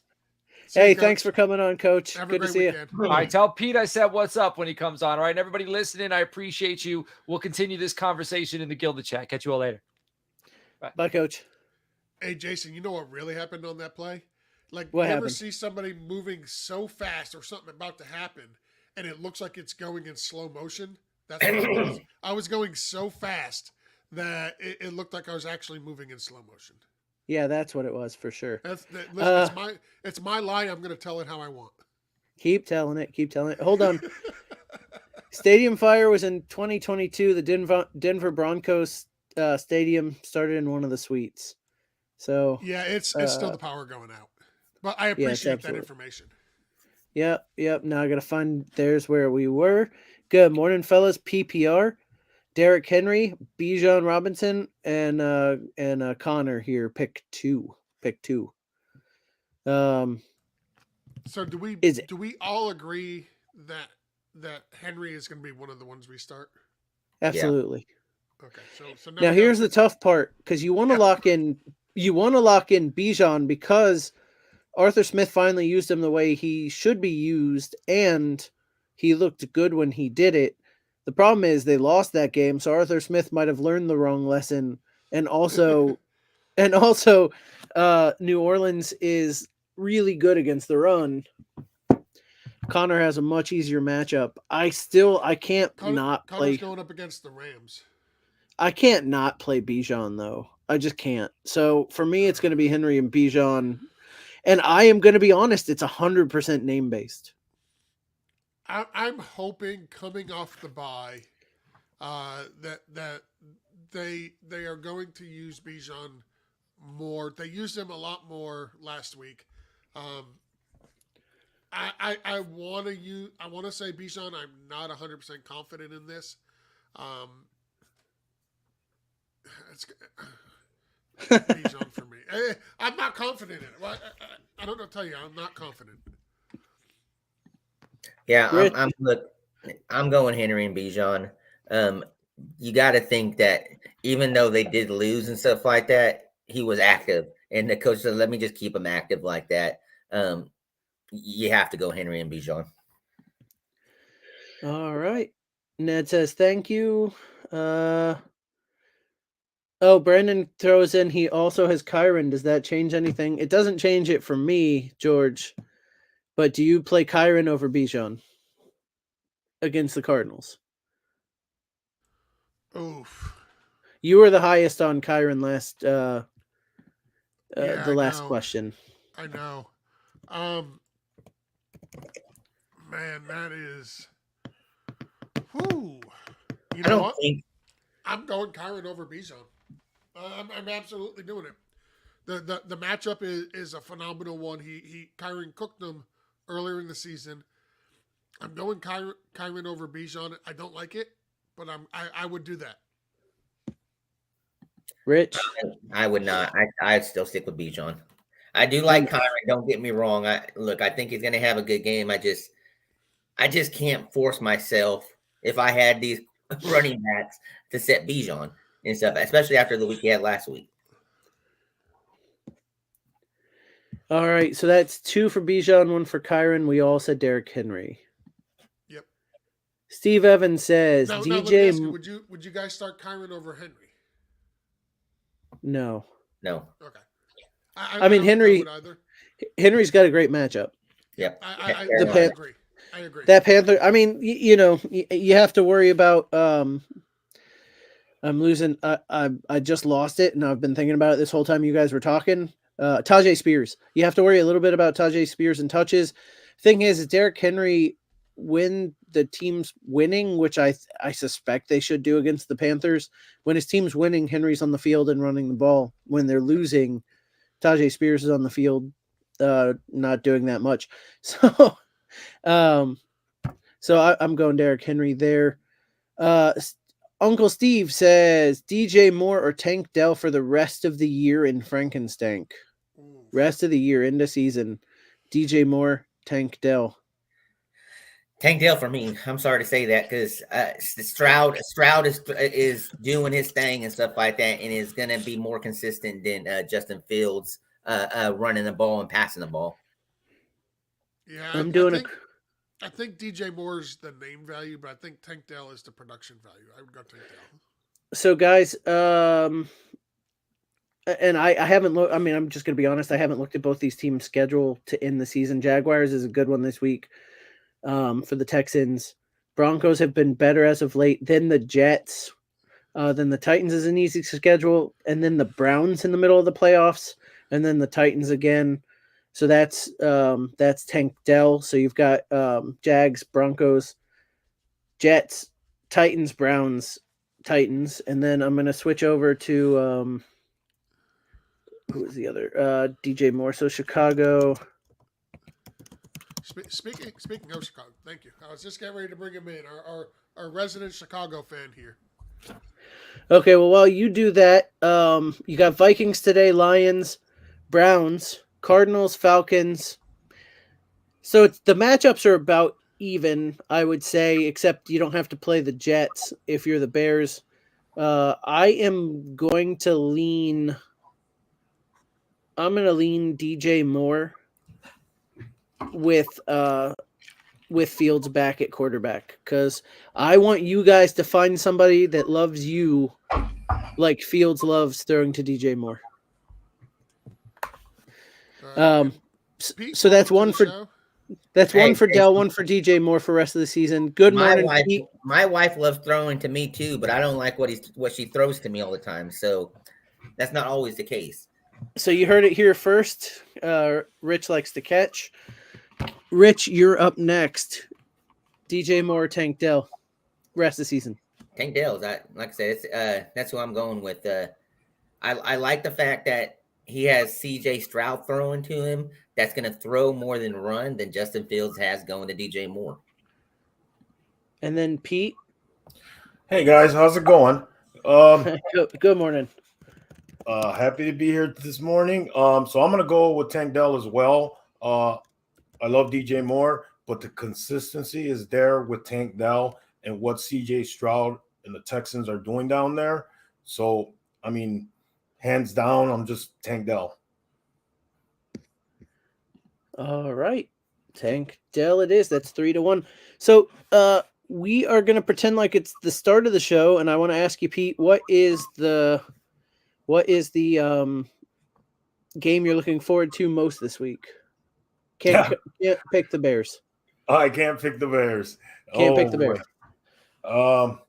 You know what? Honestly, and I'm gonna keep it 100% here. I don't know. I've had some time off this week and haven't really been paying attention to the games as much as I should have. I think that Cowboys game was pretty great. I think that was my game to watch. They really destroyed the Commanders. So I'm kind of in the catch-up mode right now. All right. So let's see. We've got to do. Bobby Ham says Flowers over Deontay. Yes, I have him on both teams. I'm going for the playoffs in spite of him. I'm taking Zay Flowers here. It's over under for that game is 45, which is nice. Or sorry, 48.5 against and playing the Chargers. Highest over under 12 points over, and then the implied team total for Zay Flowers is 25, and the implied team total for the Steelers is 19. So for me, I'm taking Zay Flowers. George, you muted. I'm going Deontay Johnson here. I want Deontay Johnson. I'm a big Deontay Johnson guy. I know he's going to get his targets. Targets typically leads to fantasy production. Flowers started the year out pretty good. Has not looked great the last few weeks. Odell Beckham Jr. has been emerging there as the true wide receiver one. So I'm going to go with Deontay because as soon as he came back, Kenny Pickett just started peppering him more so than George Pickens with Flowers. And I know, we all like George Pickens. We think he's going to be a good wide receiver. But the problem is he doesn't demand enough targets. His separation isn't that great. He's good at going up high, pointing the ball, making a spectacular catch. Absolutely. But that's great in the NFL, and it's a great talent to have. But he doesn't get the separation. He doesn't demand the targets. He's not the route runner that Deontay Johnson is. I want the better of the two wide receivers. I think Deontay Johnson is a better wide receiver than George Pickens. Rich. I am going Deontay too. All right, and then Pete. Yeah, I'm gonna go Deontay as well.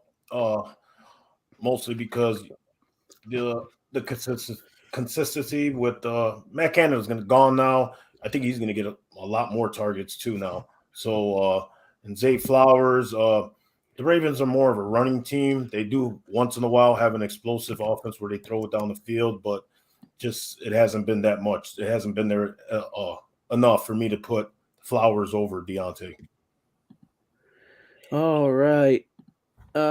Speaking of Deontay Johnson or Rachaad White in half PPR, we did just get word that Rachaad White is active. I'm so go Rachaad White, they're going to have to use him to not just run the ball, but they're going to have to use him in the passing game if they want to have a chance at winning this week against the Colts. Colts are not a very good defense by any means. Matter of fact, they just let go Shaq Leonard. So I'm going to go with the running back here. It's close, but typically tie goes to the runner for me. Rich, I know in the offseason you were big on Rachaad White. Still am. I'm going White. Yep. And that'll make it unanimous. All 4 of us. Let's see. Minnie Jordan. Good morning, Minnie Jordan. First question from you today. Taysom Hill or Isaiah Likely? We did Taysom Hill earlier. The 3 of us. Pete, do you agree? Yeah. Okay, so that matches what we said earlier. And then Justin Fields or CJ Stroud. And because it's a Bears question, I'm going to go with Pete while I look up my quarterback rankings from toiletstitles.com. All right, you're going to definitely take CJ Stroud over Justin Fields. I know Justin Fields puts up points running the ball. He can throw the ball. The defensive line of the Vikings is pretty good. They're not, look what they did to him when they injured him. I mean, they were just all over him. And CJ Stroud, he's real consistent. He's doing what he has to do. This guy's a stud. So yeah, CJ Stroud. Rich? CJ Stroud. George? Yeah, so for me, it's Stroud. The last time Stroud played Jacksonville back in week 3, it was on the road, and he had 280 passing yards, 2 touchdowns, no interceptions, and 14 rushing yards for 24.6 fantasy points. That's one of 5 games this season where he's had at least 21 fantasy points. Jacksonville is 31st versus the quarterback. They got lit up recently by Brock Purdy at home in Jacksonville after Jacksonville was coming off a bye. Jacksonville allows an average of 20.3 fantasy points per game to opposing quarterbacks. The only quarterbacks who have failed the top 20 points this year against Jacksonville are future Hall of Famers Desmond Ridder, Gardner Minshew, Derek Carr, Kenny Pickett, and Will Levis. So basically, if you're not a very good quarterback, you're not going to get 20 points against Jacksonville. But CJ Stroud is a very good quarterback, so he will get you over the 20-point mark. All right, and that will make us unanimous. Minnie Jordan says, in full PPR, who should I drop to activate Kyron Williams? Spears, Dubs, Watson, Likely, Taysom. And then would you drop any of these players to pick up Justin Watson? So let's start with the Kyron question. Who you dropping to pick up Kyron there, George? Believe it or not, I'm dropping Isaiah Likely. I'm assuming he has another tight end. If these are the tight ends that he can drop, I'm not sure if he's carrying 3 tight ends or not. If he is, for sure, get rid of Likely. If not, I would still roll Taysom Hill out every week. Either that or get rid of one of the receivers from Green Bay, Dubs or Watson. It doesn't really matter to me. Point here is you probably can't drop Dubs or Watson at this point. They played this week. You can't do that. You won't be able to drop one of them.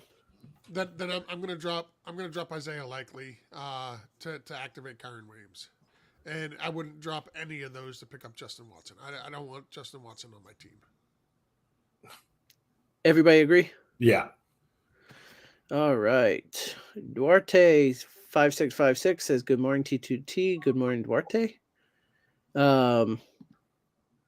Minnie Jordan says they can drop players that are on their bench. So even if they've already played, I don't know. That's then I'm going to change it. I'm going to go Romeo Dubs. If that's an option, I'm going to go with Romeo Dubs. Get rid of him. Okay. Let's see. PPR Likely, Oko, Henry, Jonu for tight end. Is anybody going to say Chigakonkwo? No. Go ahead, Pete. I go Henry on this one, only because they're playing the Giants. He should do pretty well. That logic checks out for me. I'm going Johnny. I don't like the fact that Henry is going to have 2 QBs thrown to him at any time in the game and stuff. I have no idea what to expect and everything. And This ain't college. This is the freaking NFL. Freaking pick one QB and freaking roll with it. I am avoiding that. I am avoiding that so much just for that fact. I'm going Jonnu. Do you think we could do? You think teams could get into having third down quarterbacks? The Saints do it. That's true. This That's very true. This ain't a Saints kind of situation, though. They're no. Yeah, Taysom Hill's another type of player, and they've been using him in every situation. And he's been doing it for a long time. So I don't see many quarterbacks out there that can do what he does. Absorb those hits, run tight end, run wide receiver, play running back, play fullback. Breaking news: Matt Jones is the new Taysom Hill of the New England Patriots. Matt Jones sucks. So let me ask you guys this, and it's got nothing to do with Mr. Williams' question here, and I apologize ahead of time for the sidebar, but we're talking about Taysom Hill. Is he the best all-around football player in the NFL?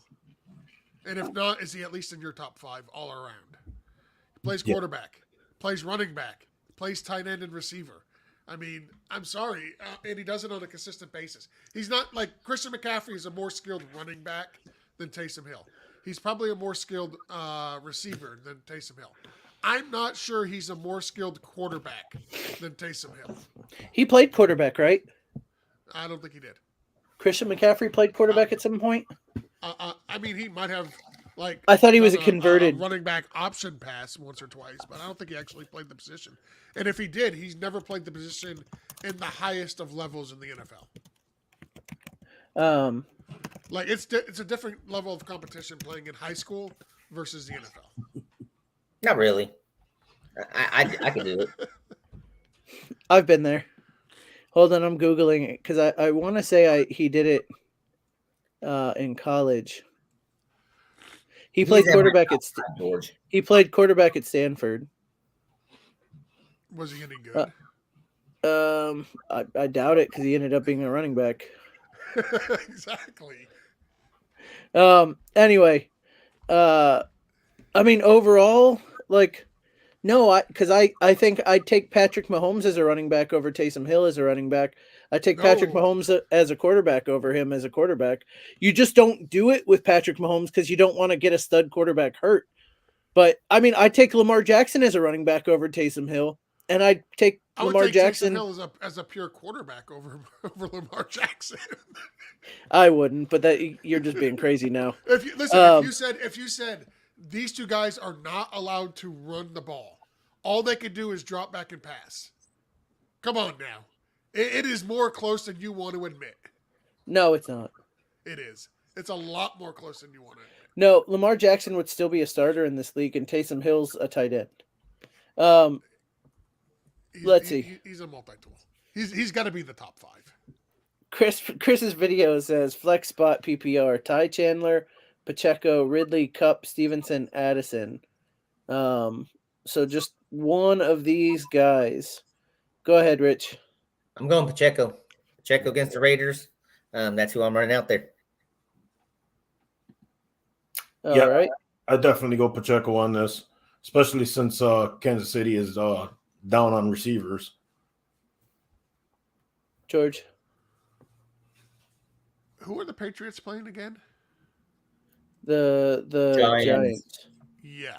And we're just going to gloss over Ramondre Stevenson as an option. Well, I'm not. I'm not either, right? Like, what are we? No, give me Ramondre Stevenson here. So it's going to be 2-2 because I'm going to say Ramondre Stevenson as well, which is tough. What's even funnier is that like Cup is on this list and none of us are even going to look that direction, but it's because he's hurt. We don't know what to expect out of him. He's played 3 very poor games the last couple of weeks, so he's still not completely healthy, or else hands down this would be Cup. Absolutely. So it's 2-2. You can ask for. Oh, go ahead, Rich. McKinnon is out. Pacheco's going to have more opportunity. Look, I'll stand by what I said earlier. Giants defense ain't horrible, and Stevenson has to still have to deal with Elliott and 2 QBs. I'm That just means they're going to lean on the run more. I can't see it, man. Pacheco's going to have so much opportunity this week. That's a freaking another rival challenge to me for you two that I'll send you guys. I'm okay. I'll take that too. I'll say I'll take it. So here's the thing with Stevenson. He scored 13.2 PPR points in 4 of his last 5 games, and he's going up against the Giants. They're not a very good run defense. The running back has scored at least 13.9 PPR points in 4 games in a row against the Giants, including 3 with at least 20.1 PPR points. That's Breece Hall in Week 8, Josh Jacobs in Week 9, and Brian Robinson Jr., the great Brian Robinson Jr., in Week 11. Stevenson is also a factor in the passing game, where he averages over 4 catches a game over his past 5 outings. They're going to run the ball. They're not going to allow Bailey Zappi and Mac I Suck Jones to throw the ball and try to win this game. That's not going to happen. They're going to rely heavily on Ramondre Stevenson. Yeah, and guys, you have to remember to remind me to actually go to Rival when we leave here, because I totally won my bet with Justin last week just to realize I didn't go accept the bet with Justin last week. So just a quick, please remind me, because I'll remind you because I want your money. No, I'm on your side on this one. I know. All right, so we've got, let's see. My son, Bobby Ham, Saints D at Atlanta, Ravens D at the Chargers. I mean, you can't not start the Ravens, right? Yep. Yeah. You got Roquan Smith over there. Hold on. Let's hold on there. Let's be rational here. All right. Saints D, Desmond Ridder against Atlanta, or Ravens D against Hubbard they can still do stuff. Look, they can still throw the ball and everything. It's not like the Ravens defense is playing the Chargers defense. That's not the case.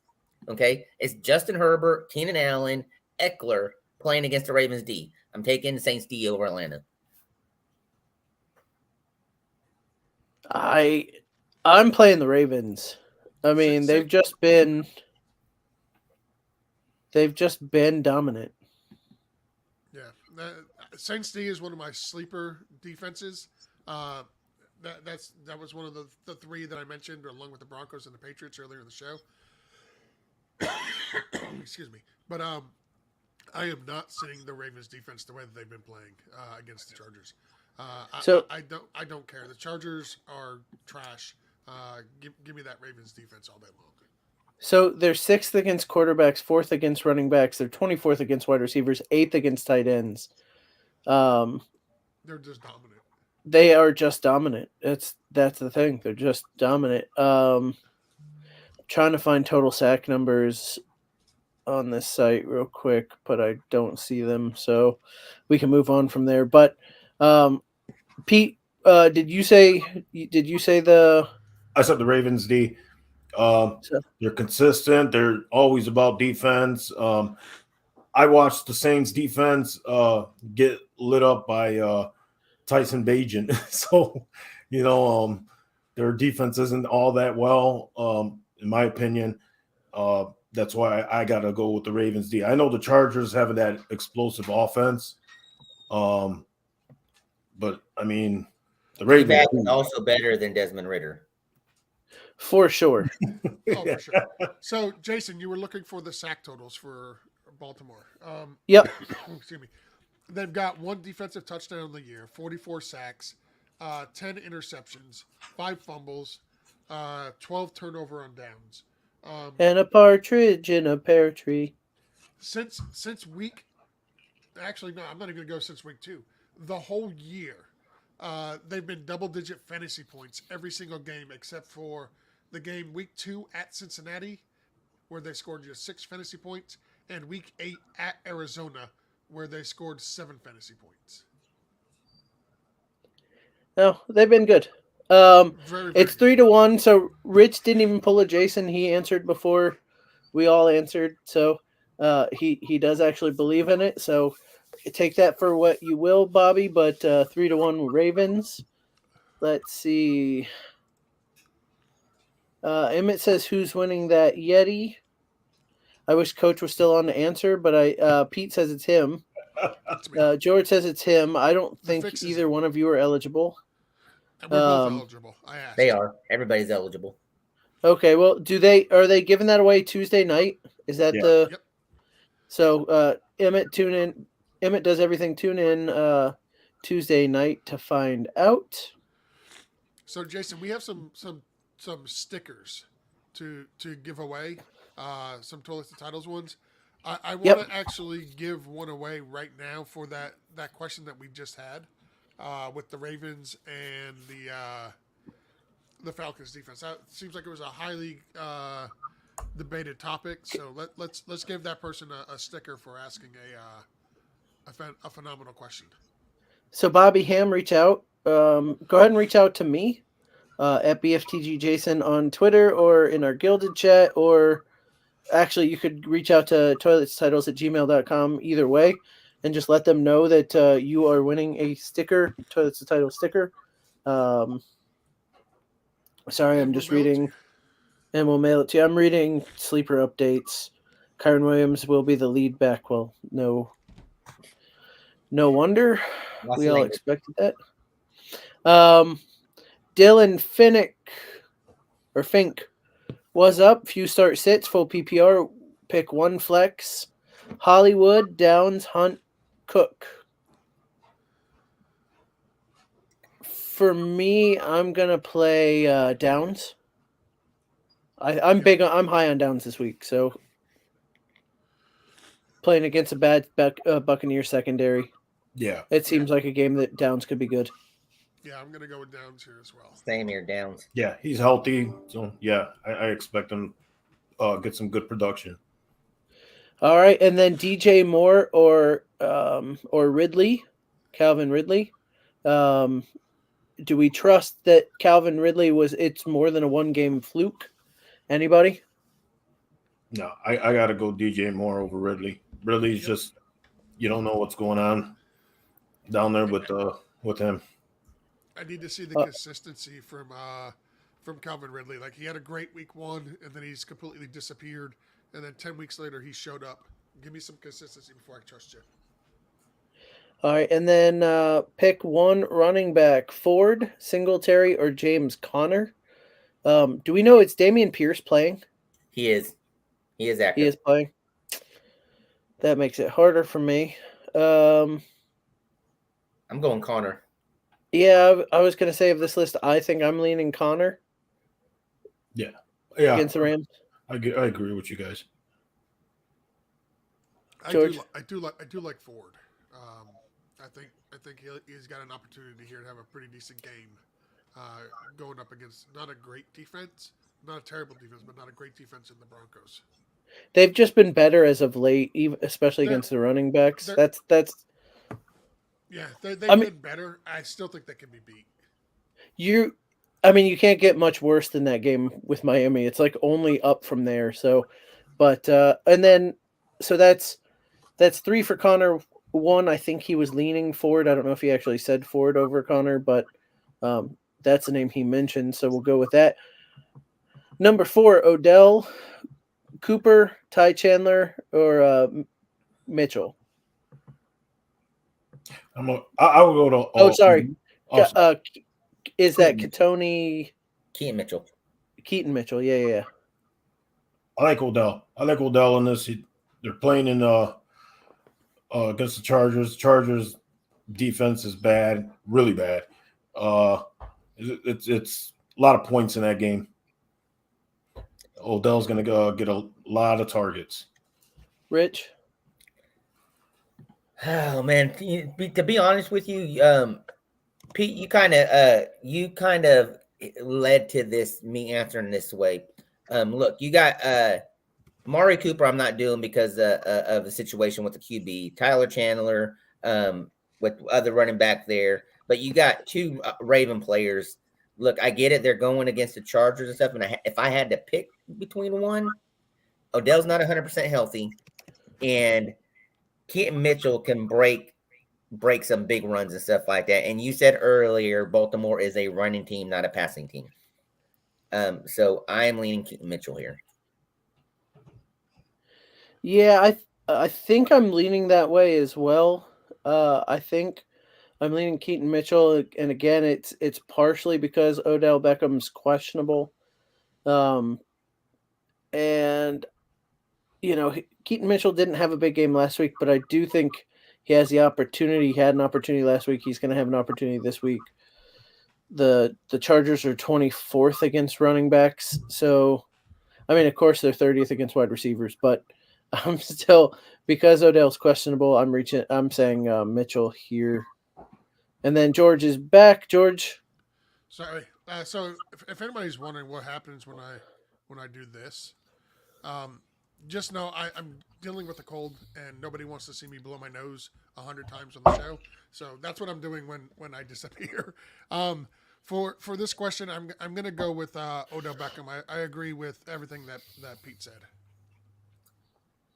All right, so it's 2-2. So it's up to you on to make your choice. If you're on Gilded and want to ask there to break the tie, you can. But again, we gave you some reasoning, so it's up to you if you want to take those reasonings at your team and make that choice. But again, if you are on Gilded, that's the great thing about Gilded. You can jump in at any time and jump into our start sit section and ask the question, and we'll give you an answer there as well. Dylan says, Denver defense versus the Browns or Titans defense versus Carolina? George. Give me Denver versus the Browns. Rookie quarterback, I kind of like that, although rookie quarterback for, Titans defense has been not that great, though. I think I'm going to go ahead and take Denver as well. I think it's sneaky. Rich?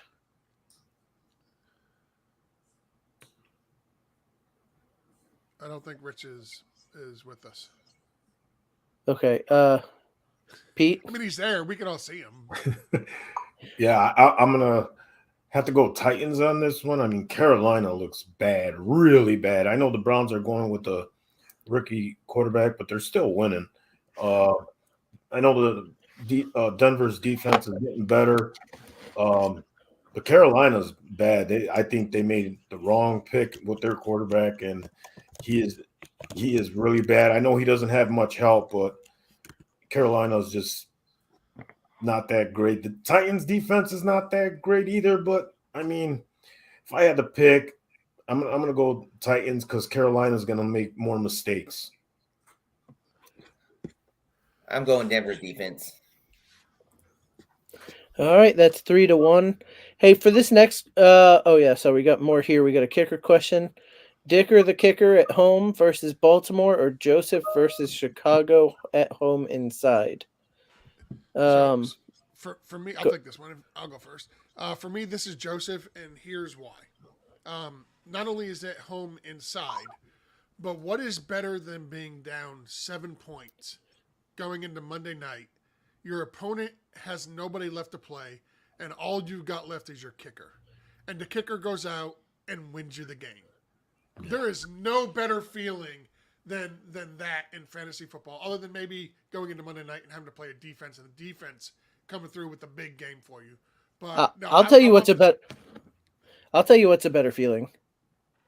Going in as a blowout, no players left, and you don't have to worry about Monday night. No, it's not. No, it's not. That euphoric high that you get, that natural high from all the endorphins that you're going to receive from winning a close game, thanks to your kicker, that is fun. That is phenomenal. Give me the kicker on Monday night. Give me Joseph for Chicago. All right. Anybody else agree with his logic there? I'm sorry, I was zoned out. Didn't hear a word. I am going to go Dicker the kicker. Yeah, I'm going to go Joseph only because it's indoors. That's it. That's the only reason. Yeah, I'll take Joseph because it's indoors, and we'll leave Rich alone with his Dicker. Krana says Olave or Flowers in a PPR. Do we know who's quarterback there this week? Car. Where? Car. Is it Carr Yep. starting? Yep. So then this one for me is Flowers. No Michael Thomas. I don't think is Michael Thomas playing? No, No, he's on IR. I don't Alright, think then that matters. It does matter. Give me Olave. yeah, same here. I'm going Olave. Olave, yeah. Guys, like Olave did with Thomas already out of the game. Olave did absolutely nothing until Jameis Winston came in last week. Jameis Winston loves him some Olave and Derek Carr. I don't know if what Olave did to that man. He probably said his eyeshadow looks bad. I don't know, but I personally can't do Olave with Derek Carr starting until Derek Carr shows me he actually likes playing with Olave. All But I know is Winston it is 3-1. Winston had a horrible stat line last week. He did not complete a single pass. Sorry, 2 weeks ago. Thank you. There you go. White or Warren as RB2? I'll start with Rich because Rich loves him some White. This is actually close because of White's injury and Warren's emergence with this offense. But I still think I lean White. Yeah, I'm leaning White. Pete. Yeah, I'm gonna go Warren. He is playing well right now.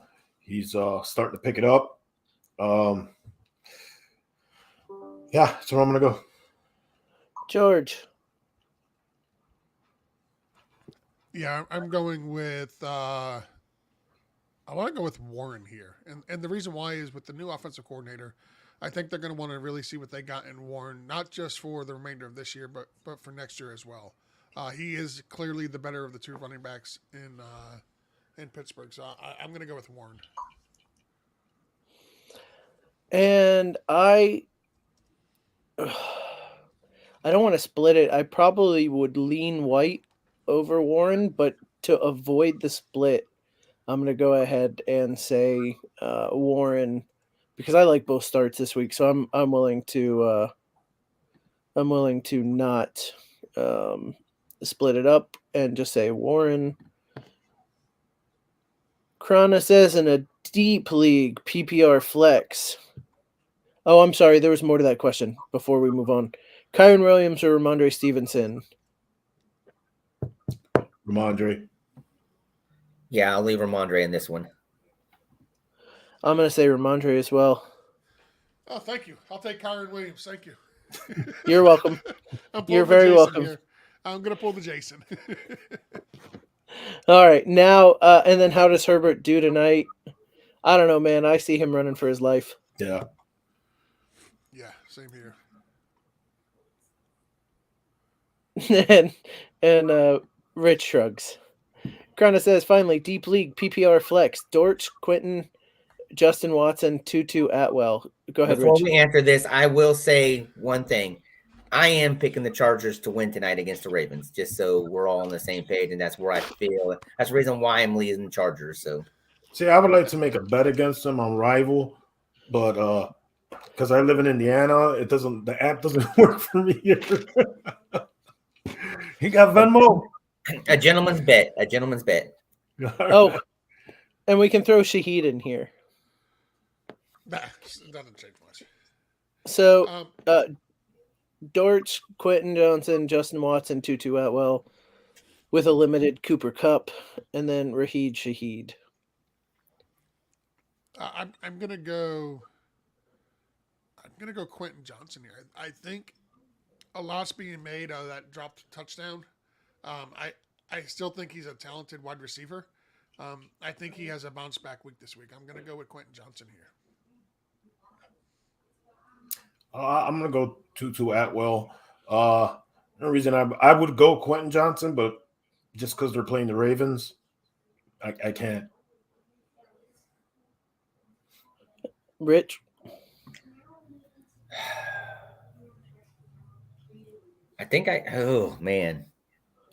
This is a week 12 lineup question. You know what? Because this is such a deep, hard question, I think we should get Grant a sticker as well. a Toilets title sticker. So that's the second one we're giving out. But get us your address, and we will, not on the comments, obviously. You can send it to toiletstitles@gmail.com. You can reach out to me at BFTGJason on Twitter or X or whatever it is, and we will send you a Toilets title sticker. Just let us know, and we This will was get you the that. one, Jason, where it's also Rashid Rice available too, right? Rashid, I think it's Shahid Shahid, not Rashi Rice. I'm going Shahid with this question due to the fact with Thomas being out. I like for him. Look, they're coming out of a bye. They're probably going to get him more involved. Taysom Hill, look, is going to have a good opportunity here, but look, I'm going to pick a Shahid on this one. This is the right answer to a Saints question. Rich, Derek Carr has eyes for Shahid, not so much Olave. So for me, and I'm not saying like Olave is not the better player, but for whatever reason, when Winston's in the game and he's looking downfield, he's looking for Olave. When Carr's in the game and he's looking downfield, he's looking for Raheed Shahid. Shahid is the player that Carr wanted with Ruggs. Let's just all be clear with that. Yeah. So Emmett does everything, says, "Hi, I'm Coach Shep's daughter, Dylan." Hi. So you should know when they're giving away the cooler. Or are you just being helpful for your dad and making us remind everybody that we're giving away the cooler? But I think that's probably it.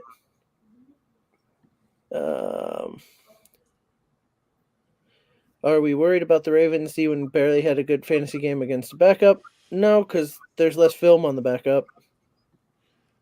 Let's see. My son says nothing, which is a first. Love you, buddy. Who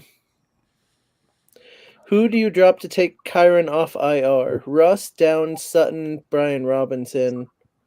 I mean, I'm assuming it's a one quarterback league, so I'm dropping Russ. Yeah. There's always a quarterback you can pick up and stream if you needed to. Who's your other running back that you're not playing Russ? That would be a good question too. I'll be honest with you. I'm dropping Sutton. Wow. Oh no. George? I lean Russ here. Especially if it's a one quarterback league. And if you have another decent option, like if you have a Josh Allen, for example, because realistically, in a single quarterback league, you could have drafted Josh Allen earlier and then picked Russ up late because nobody had really any expectations for him going into the season. So that's a possibility. You could have something like that, or a Lamar, or a Herbert, or something like that, to where you're not going to be starting Russ over them. So I'd like to know who the other quarterback is, but on its face, I'm leaning Russ right now. And there's so many quarterbacks you could pick up right now because there's so many rookie quarterbacks playing this year. So many bad quarterbacks you could pick up. Yeah. I mean, hey, you're going to need a quarterback eventually, in play. So if you drop Russ, you could pick somebody up. But again, like everybody said, you really need to know who his other quarterback is. Yeah, I just need to know who the other quarterback is. That's all. Give me a little bit more here. Andrew Miller, PPR, Kincaid McBride, or Taysom Hill. We all said McBride earlier before you were here, Pete. We all said McBride over Kincaid. But would you do the same thing over Taysom Hill? Yes. I got two nods. Pete, you agree? Yeah. Okay. I'll go with you guys. Real quick, Jason, going back to Brandon's last question, he said he's got Jordan Love. And to be honest, I'd probably drop Jordan Love and keep Russ. Yeah. Unless that's not an option. Unless he already played Jordan Love. He already played. Yeah, which Jordan Love had a great game for you. Then I would if that's the case, I would drop Russ, and then hopefully try to pick him back up and drop Jordan Love. But here's the problem. Yeah, go ahead. Well, here's the problem. So Jordan Love plays the Chiefs next week. That's not a great matchup for quarterbacks. However, it seems like they'd be behind, so he's going to have to throw to try and get touchdowns. But following that, Jordan Love has the Giants, the Buccaneers, the Panthers, and the Vikings, and the Bears again. That's why I said I would drop Russ and then try to pick him right back up and drop Jordan Love.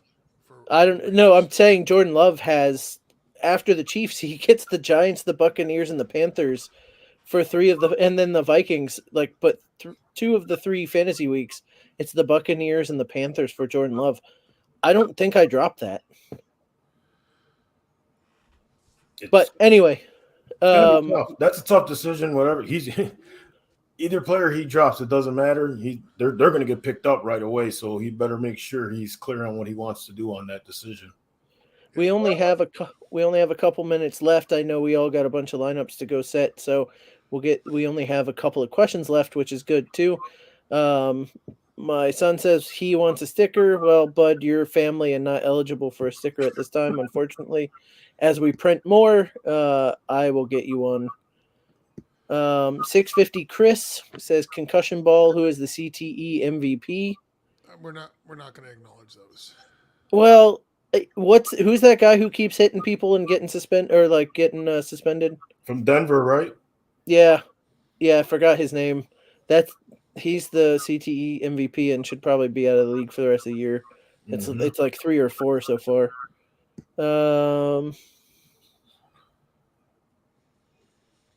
Let's see. Yeah. Likely or Cade Otton. I think I go Cade Otton. He's been involved. And he's had red zone targets every week. He missed one off his hands last week, which is tough. But he's getting the opportunity every week. So I like Cade Otton. Let's see. We've got another need to trade some players to make space for Kyron. I was thinking of trading Javonte Williams and Jacoby Myers off my bench for someone like Devontae Smith or Puka. Thoughts? I mean, if you can do it. Yeah. If you could, I don't see this happening. I just don't see a player giving up either one of those for those two, unless they're needy in position-wise as far as needing to get an extra. But Jacoby Myers has not been himself since the first half. So that lessens his kind of value. Javonte Williams, look, we talked about it earlier. He's not doing what we thought he was going to do. So you're not going to get the players you thought you could get with these two earlier in the season. This would have been a good question maybe earlier in the season. Maybe you could have, but I just don't see that happening. But if you can, hey, knock it out. Running back desperate teams might give you something for Javonte. So there's that. But I at this point don't have a problem, and I hate to say this because I really like Jacoby Myers early, but Aiden O'Connell has basically Thanos snapped his value off of fantasy value off the face of the earth. So I at this point you can probably just drop Jacoby Myers and make Kyron active. But if you can package those two up to somebody who's desperate for a running back to get somebody of any value, I would do it. But again, you're kind of running out of time to do that. Let's say it's a perfect world, and we're gonna go back to this real quick. It's in a perfect world, they can get a Devonta Smith or a Puka for Javonte and Jacoby. Which one would you guys prefer? Oh man, I'm leaning Devonta Smith personally. Yeah, he's coming on, and the thing is with Dallas Goedert potentially coming back in a couple of weeks. Does that really how does that, because Devontae's only been valuable this year basically when Goddard's been out, and Puka's been good most weeks, especially with Love hurt. Or not Love, Cup, sorry. I was reading a question here about Love from earlier. But I still lean Devonta Smith. But honestly, get whichever one you can do. Yep, exactly. And then, he says the guy's desperate. He had Darrell Henderson and Kenneth Walker as his running back. So yeah, you won that trade. And then, you know what? That's a great question. We have another sticker to give away. So I think the third sticker we're going to give away, and it's for the last question we're going to answer today. Unless you ask a question while we're closing it out, and we'll answer it anyway because that's what we do. But Prod by Seth. Reach out to me at BFTGJason on Twitter or toiletstitles@gmail.com and just put the comments in there that we said we'd send you a sticker. If you put your address in, we'll go ahead and send you one of those stickers. And then we can make my son sad for not getting one. But like I said, we'll for sure get Eli one. And, I have T-shirts, bud, so you can have a T-shirt too. But we'll get you a sticker, dude. So, and then my son says he's going to make us some templates. So he says, great show, Dad. I'll get to work on making some templates. The team will really like that, I am sure. Oh, cool. So it is a gilded member. So very cool. We will get you a sticker. So, and look, I get deleting Twitter. It's definitely an anger machine. So, I just want to point this out that according to Jason's son, only Jason had a great show. Pete, you were subpar. I was subpar. Rich, you were definitely subpar. The three of us just subpar all around, according to Eli. I quit. Yeah, you can pin Coach Sheps for sure. He will definitely he'll get you on there. I think I'm BFT. Let me see what my BFTG Jason. I should be BFTG Jason on there. You can hit me up as well, and we'll get it shipped out to you. And then Jerry is much nicer than my son is apparently, and he's saying great show to all of us and not just to Dad. I appreciate. Oh, yeah, he's saying I now. totally Look, guilted him into doing that. By the way, I just want to let everybody know that. I do want to mention though, great show, Dad. Good job, guys. Yeah. Yep. So okay. So Dad we're not and the subpar, guy. we're just good. We're not great. Good job. Good. All right. Well, hey, look, for Toilets Title, I do want to mention you can go to toiletstitles.com and you can find all of our content there, including the top 10 rankings that Rich mentioned that he and I do every week.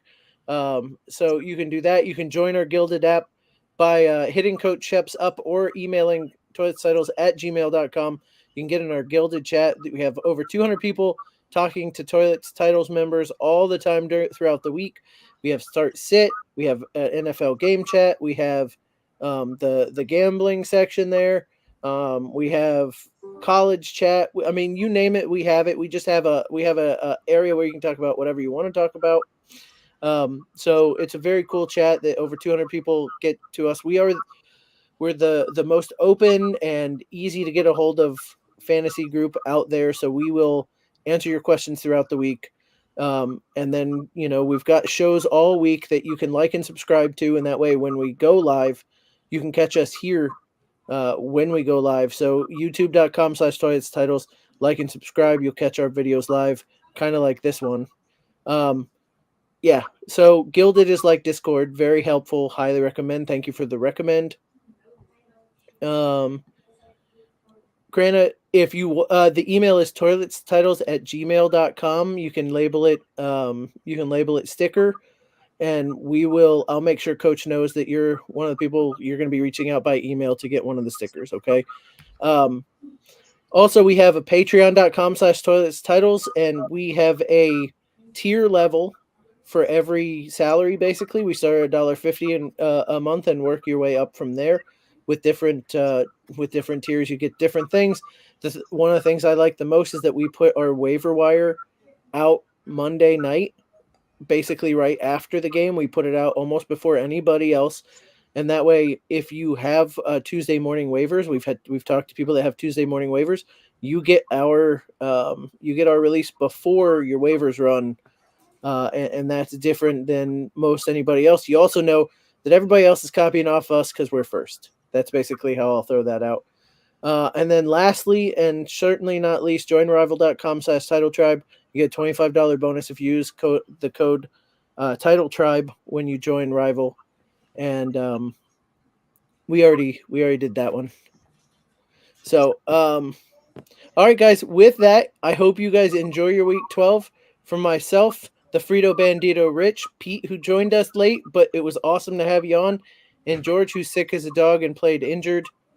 It was great to have you on here, and we look forward to seeing you next week. Good luck this week. Have a good day.